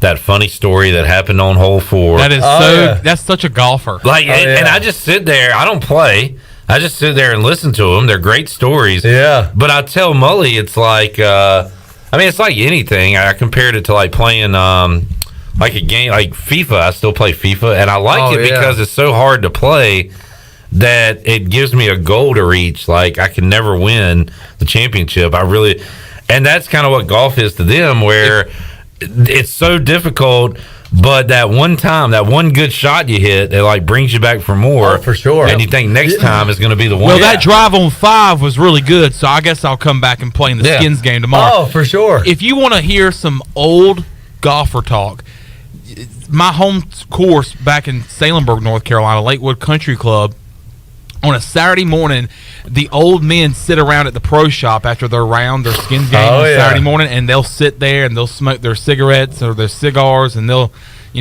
be just talking about. And these old guys talk crap. They just talk crap to each other. It's so funny to listen to. But they also talk about their game and how bad they were, and you might have terrible. Larry say, "Yeah, you were bad, weren't you? On the back nine especially." Oh yeah, golf is so. I mean, it's huge how mental it is. I mean, I'll hit a good drive, and then I'll just totally muff, chili dip, top, whatever you want to. Chili dip, I like that one. Yeah, whatever you want to call it. And then I'm like, all right, let me just see. And then I'll drop another ball just to do it for my own conscience, and I'll smoke it. And I'm like, why couldn't I have done that the first time? Yeah. I had I don't think my older brother's going. Both my brothers like to play. And my older brother, Kerry, he's a good golfer. We'll say we'll just say he's a good golfer. He tries hard. We'll say he tries hard for the sake of this program. And me and Sean were out there, and he was playing with his other buddies. So it was 4 of us, and my brother had hit it. Kerry had hit it probably, I don't know, 10 feet from the pond, right? And he had to go over the pond to get to the green. Mm-hmm. And I was across on the green with Sean, and I said, I'm going to die if he chunks this in the water. Sure enough, he chunks that thing in the water. I die laughing. Kerry chucks his club, not in the pond, but oh my goodness, it was so funny. Hey, now, I've had my plenty of chunks in the water myself. Yeah, it is. Oh goodness, golf can be hilarious when it's not you doing it. But it sounds like it's a very frustrating game, Bryce, but you sound like you kind of take it with a grain of salt. Do you ever get out there and cuss yourself and get mad? I used to get pretty daggone frustrated, but now I sort of take it with a grain of salt now. I mean, I like get a little frustrated if it's like a consistent thing, like I'm just totally doing terrible on every hole. But I mean, honestly, for the most part, I just kind of go with the flow and say, all right, just because I mean, the madder I get, the worse it is. So my patience has definitely matured. Chandler, I had a trivia question last night about happy birthday to Jim Furyk. Mm-hmm. And there's a video of Furyk, and he's got that weird hitch in the giddy up in his swing that he's had his entire career and has never changed it. And he's still got it. He kind of goes back and does a little weird shuffle with it. There's a new Jim Furyk on the tour now. I think Matt Wolf has kind of a weird he's swing. Going he kind of out and kind of rounds the it's odd. How much has you guys swing changed over the years? Have you kept it consistent, or do you always try to find something different to do? Mine has changed over even the last year. I played a lot of baseball growing up, so I had that baseball swing when I played golf. Now that I don't play baseball anymore, last summer I played the most golf that I probably have played and I've been playing ever since I was little. And last summer, with the quarantine and stuff, and I was playing a lot of golf, so I was able to kind of focus on my swing and focus on my mechanics and stuff. And I got a buddy who plays in the member guest at Lakewood Country Club with me. We actually just started last year. We're going to do it again this year. He's he's probably like a 4 handicap. And he worked with me a lot on my swing, and getting and turning your hips and doing this. So I have looked at my swings from a couple years ago, or even just like at the start of the last summer, and just most recently, and it's like night and day. So I'm starting to I want to pick up golf to where I'm playing it a lot, especially during the summertime. So I'm trying to focus on my mechanics. Oh yeah, it's huge, and I've always been bad with obviously the slice and everything, and just me I too. thought I had it figured out. YouTube will teach you anything. You type in there, and I thought I had it figured out. Well, turns out, I was trying it and that wasn't working. Talking to some of the guys who are good, that Jay knows that are really good golfers, and but it was just probably this past weekend. Go out to the golf, and the gentleman who was out there, it was just the evening, so not doing anything too serious, but he changed up my whole approach on the ball, my grip, and changed the loft on my driver because it was too much loft on it, which creates more rotation. And so I totally, just in the past week, have had multiple things change, and I think I'm starting to figure it out more. So we'll see if I can continue that tonight. So Josh says he played probably 50 rounds last year during COVID. I wonder how many better golfers there are in the world due to COVID last year. Jeez, 50 rounds. He was out there. Like the one thing you could go do. I went almost every day. Yeah. If not every day, every other day. And it's great. There's nothing like when you strike that ball good, and it's great when you click it, and it's great. And I tell you what, you asked Bryce earlier about if he gets frustrated. I've gotten better about my frustrations on the golf course. I've learned just to enjoy the game and just enjoy being out there. I do, however, I love to drive. I love to hit off the tee, especially with my driver. If I could go to the range, and everybody likes to go through their whole bag, I wouldn't mind sitting there and hitting 50 golf balls with my driver. I just love hitting driver, and I love hitting driver straight and down the fairway. And so about a month ago, I played with a buddy of mine, and I just had a terrible day on the golf course when it comes to off the tee with my driver. It killed me all day long. I was in such a bad mood. So when I'm doing bad with driver on the tee, that really kills me. And also, another time I get frustrated is when I have a perfect drive, and we mentioned this off the air, Bryce. When you have a perfect drive, and then you just absolutely crap the bed with your fairway shot. The second shot is, it's terrible. And then definitely, not going, not hitting it good off the tee, and you set yourself up for failure from the beginning. So, oh great, now I got to punch out of the woods or lay up, or just not go towards your goal. You got to hit it horizontal instead of down the fairway. But something just keeps us coming back. We need to have a Pirate Radio Outdoors Golf Edition. I would like to see y'all. We'll get Glenn to film around. That'd be fun. And I'll do the post whole interview. That would be great. Do that, and then also announce this on the first tee, doing the announcing and stuff. Great. From Salemburg, North Carolina. British accent. Now on the Irish tee. accent. From Winston-Salem. Where are you from? I'm over at Davidson County. From Davidson County. I don't know. I can't do it. Bryce Williams. Yes. Williams. Amateur. Williams. Shirley, let's open up the Pirate Radio booty bag. Booty, booty, booty, booty, booty everywhere. Booty, booty, booty, booty, booty everywhere. All right, I know the prize today. It'll be a shrimp taco from Chico's, which, man, that sounds good, don't it? What are you doing? I'm going to text my dad. My dad and mom are listening. He's a fan of those, right? He likes the Hungry Pirate as well. Dad loves the Hungry Pirate and a pitcher of beer. Shirley, what caller are we looking for? I'm going to go with caller number 9. All right, see if you can beat Bryce's dad. Caller 9, 317-1250. Pirate Radio Outdoors on the way after this.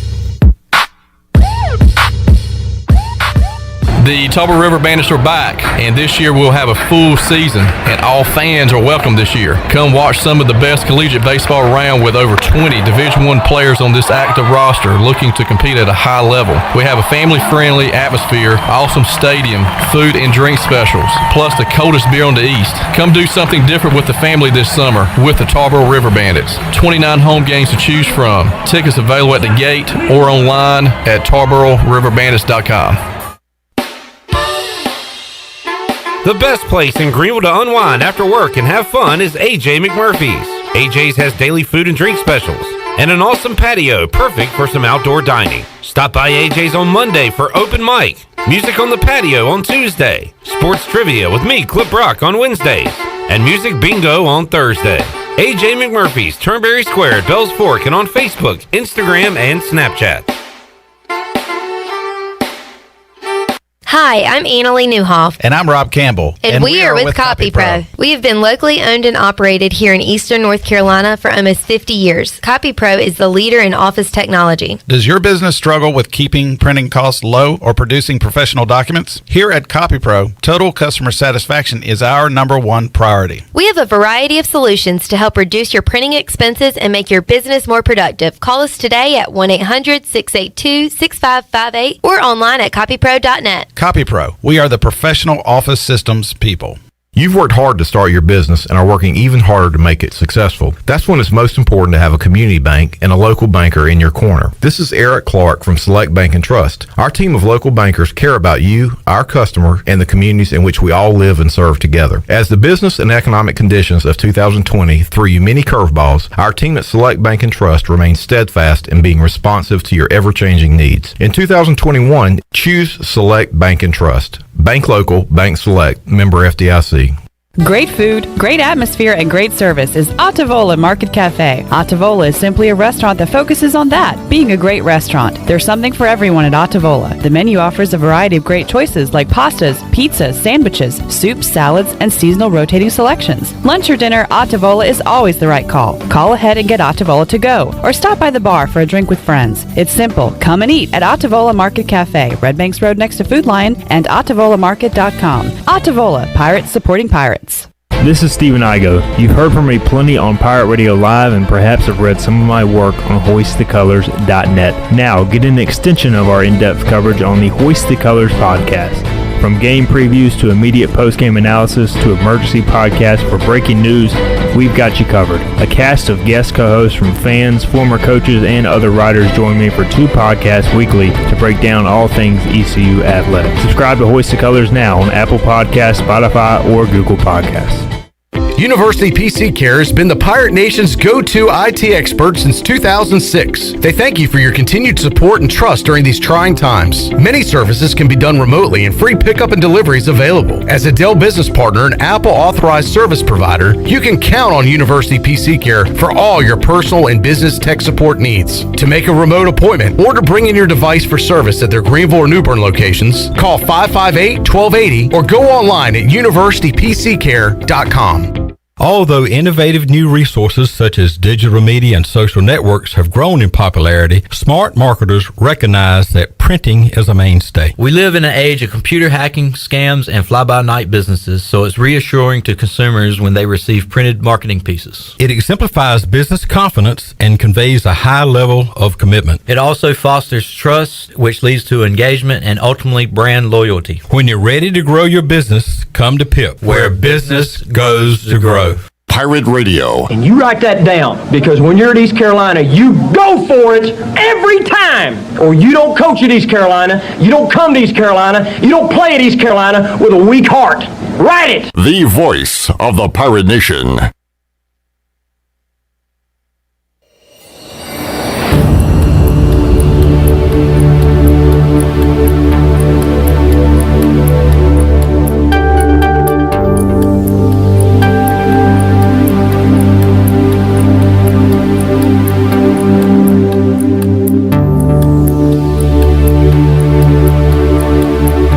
You're listening to Hour 3 of Pirate Radio Live. Now, back to the show. Welcome back. Taking a look at your stock market report for today. The Dow was up 433 points at 34,021. The NASDAQ was up 93 at 13,124. And the S&P was up 49 at 4,112. That is your Wells Fargo Advisors financial report. For a personal look into investing, call Wells Fargo Advisors today at 756-6900 in Greenville. Wells Fargo Advisors, LLC, member SIPC. And congratulations to Jackie Hutcherson of Winterville. Picked up a shrimp taco courtesy of Chico's. Grab your amigos and head to Chico's. Enjoy your favorites like shrimp tacos, steak and chicken fajitas, burritos, enchiladas, ACP, and more. Plus, they have ice-cold cervezas and Chico's famous margaritas.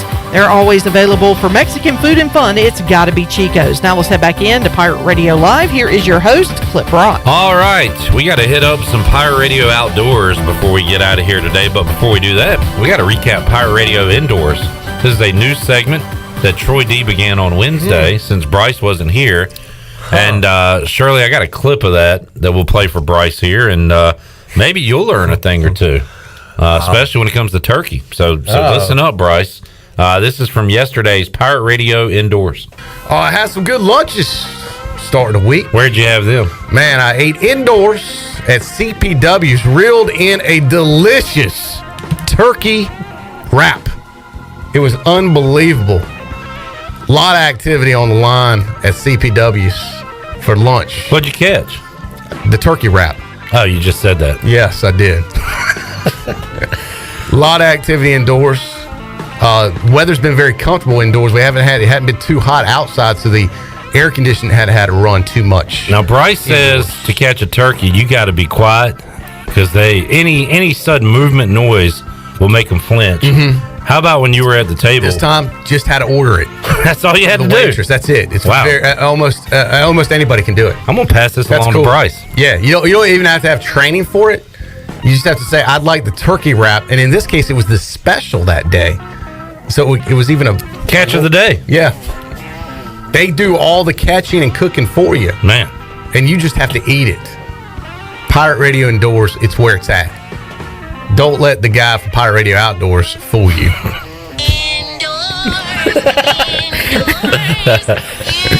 All right. Bryce, Pirate Radio Indoors. Troy D was living that indoor life over the weekend. Good, I tell you. And a little turkey tip for you there. Another turkey tip. He threw me off. He said he reeled in a turkey.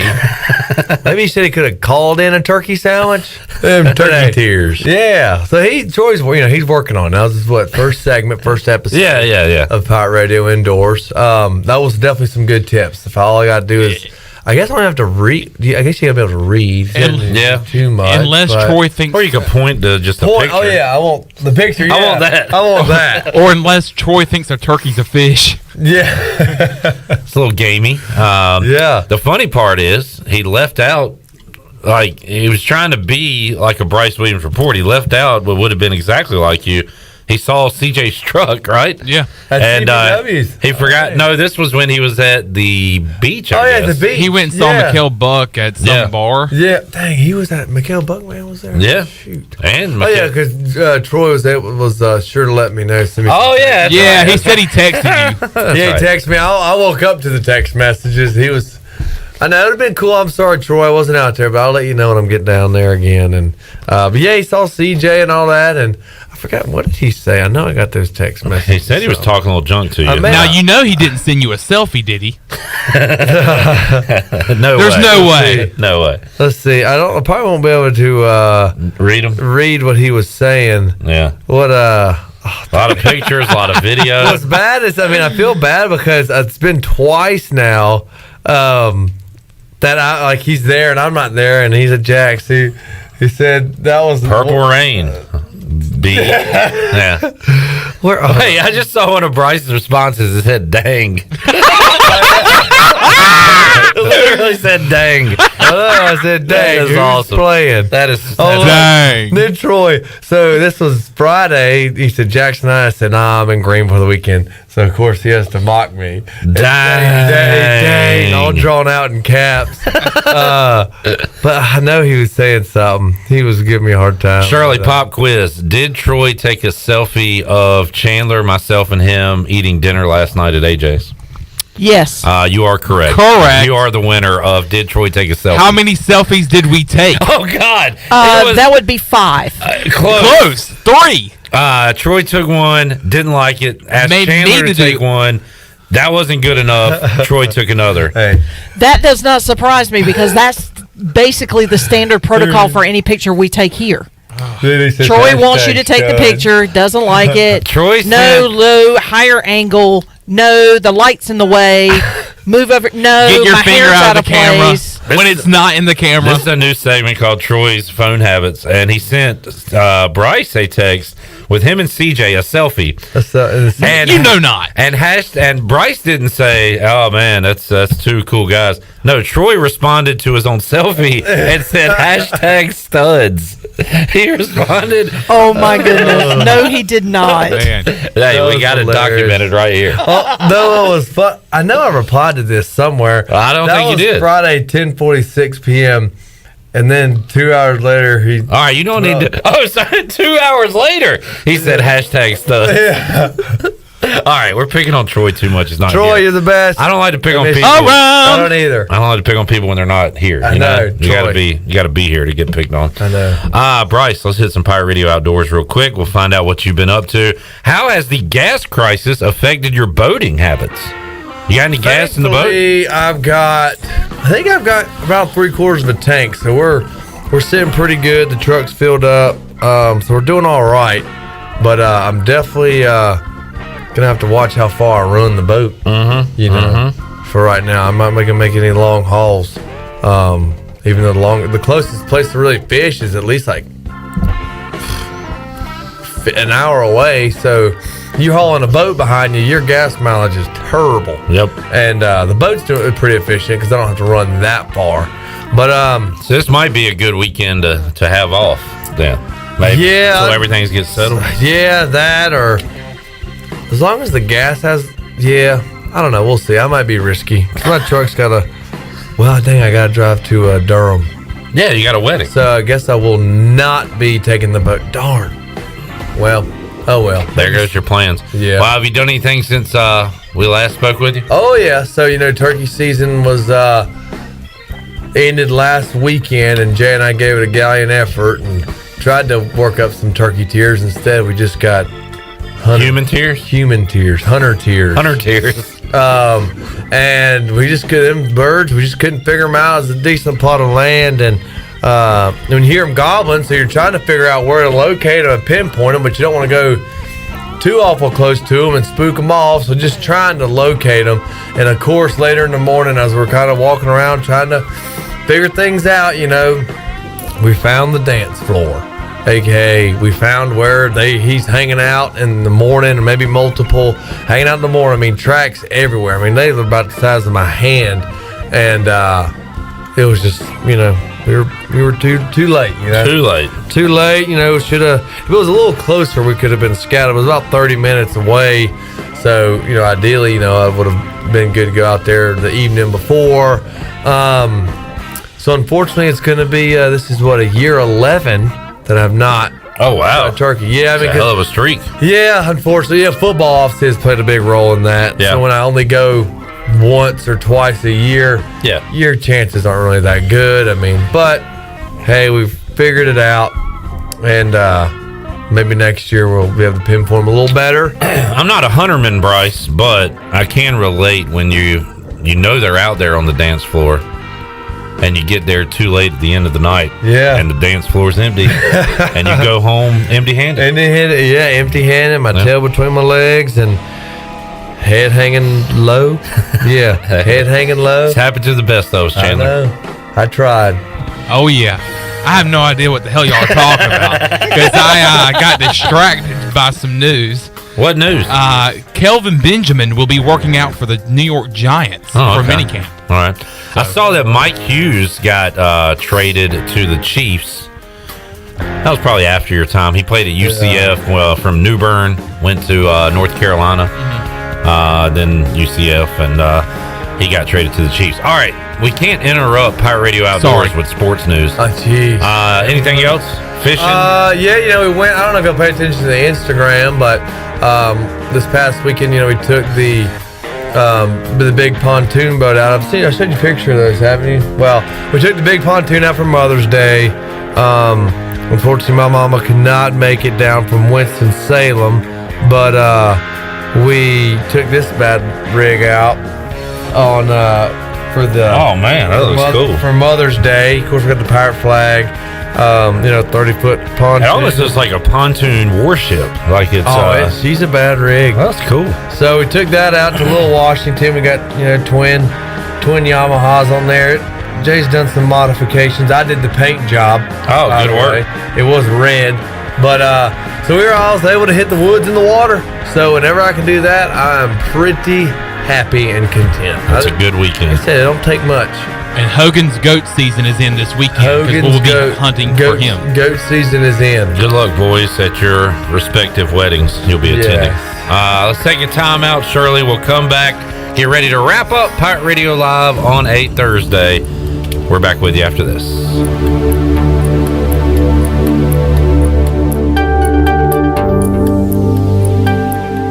In studio today with Rafiki from F3 and another community event coming your way this week. Tell us about it. This Friday at the Drew Steele Center on Elm Street, F3 ENC is sponsoring what we're calling a Free to Bleed blood drive from 11 to 4. You can sign up at redcrossblood.org to get your appointment. We'll have you in and out as quick as possible, and everyone who gives will receive a $5 gift certificate to Amazon.com. Help us meet our goal of at least 25 units and be a part of saving lives in Eastern North Carolina.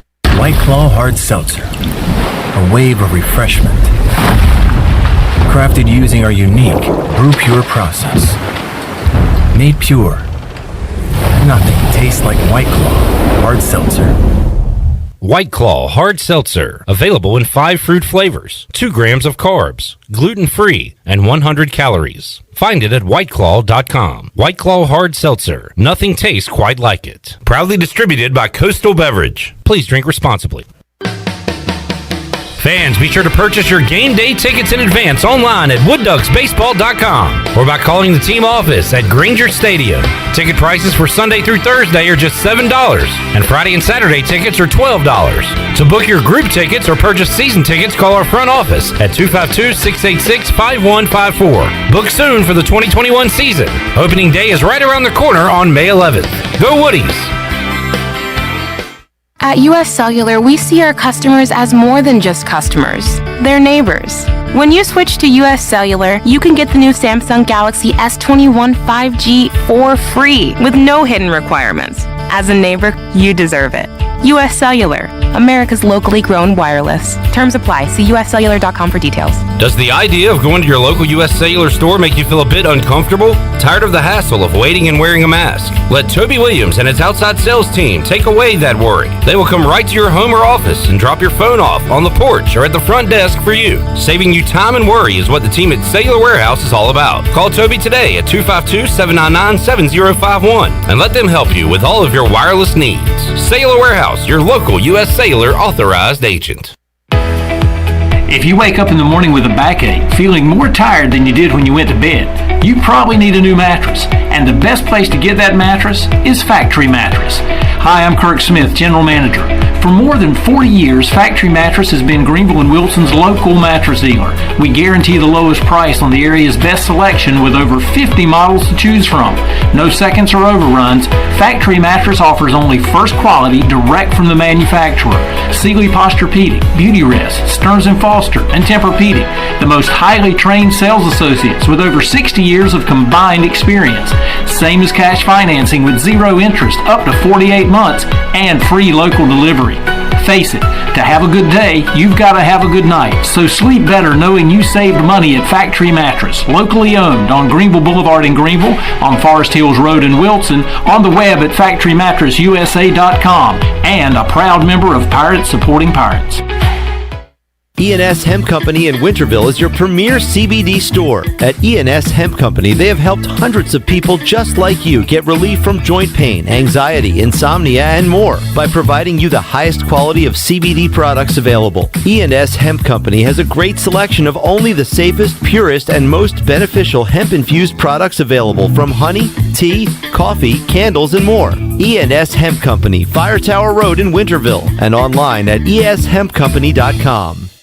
This is Big John Williams, strength and conditioning coach for East Carolina football, and you're listening to Pirate Radio, the voice of the Pirate Nation.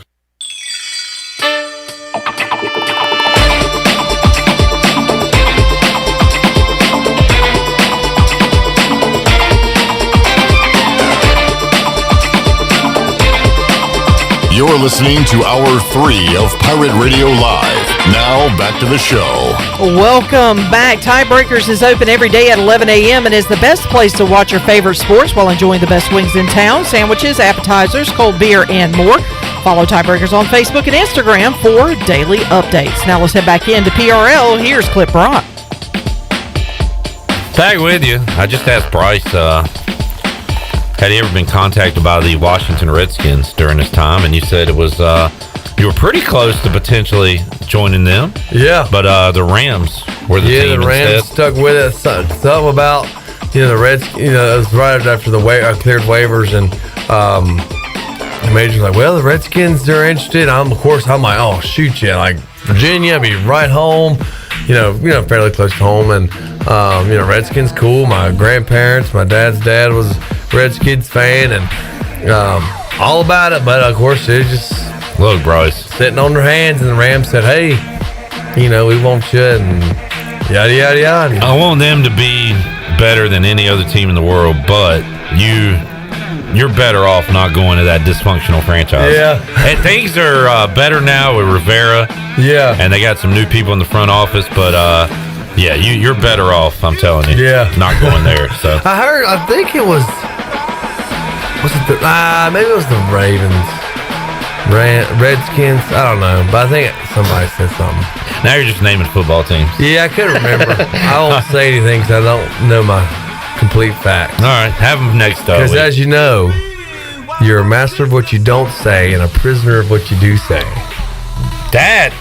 Whoa! That's how we end the show right there. You're kidding me. You want to know who said that great quote? Who said that? Ruffin McNeil? Yep. Good call. I could just see him saying that. Yeah. You know what else he said? Shirley? Do you have it? Can't wait. Oh, I can't because it's all in the same. It's on the same pot. We should beat off. That was the famous line during y'all's bye week, the off week. Google them up. Google them up is another one. Bryce, enjoyed it, man. Yeah, thank y'all for having me. I had fun. Chandler, we'll see you Monday. Shirley, I'll see you tomorrow. Double duty. 3 o'clock. Oh, you're going audio and video. Yep. Uh-oh. Hey. Shirley's going to be nervous tomorrow. Multitasker. Yes, Man. indeed. We'll see you fine folks Friday, 3 o'clock for an all-new edition of Pirate Radio Live. So long, everybody. Thanks for listening to Pirate Radio Live, an exclusive presentation of the voice of the Pirate Nation. This is Pirate Radio, WGHB Farmville, 1250 and 92.7 FM Greenville, WDLX Washington, 930 and 104.1 FM Washington. The following is an exclusive presentation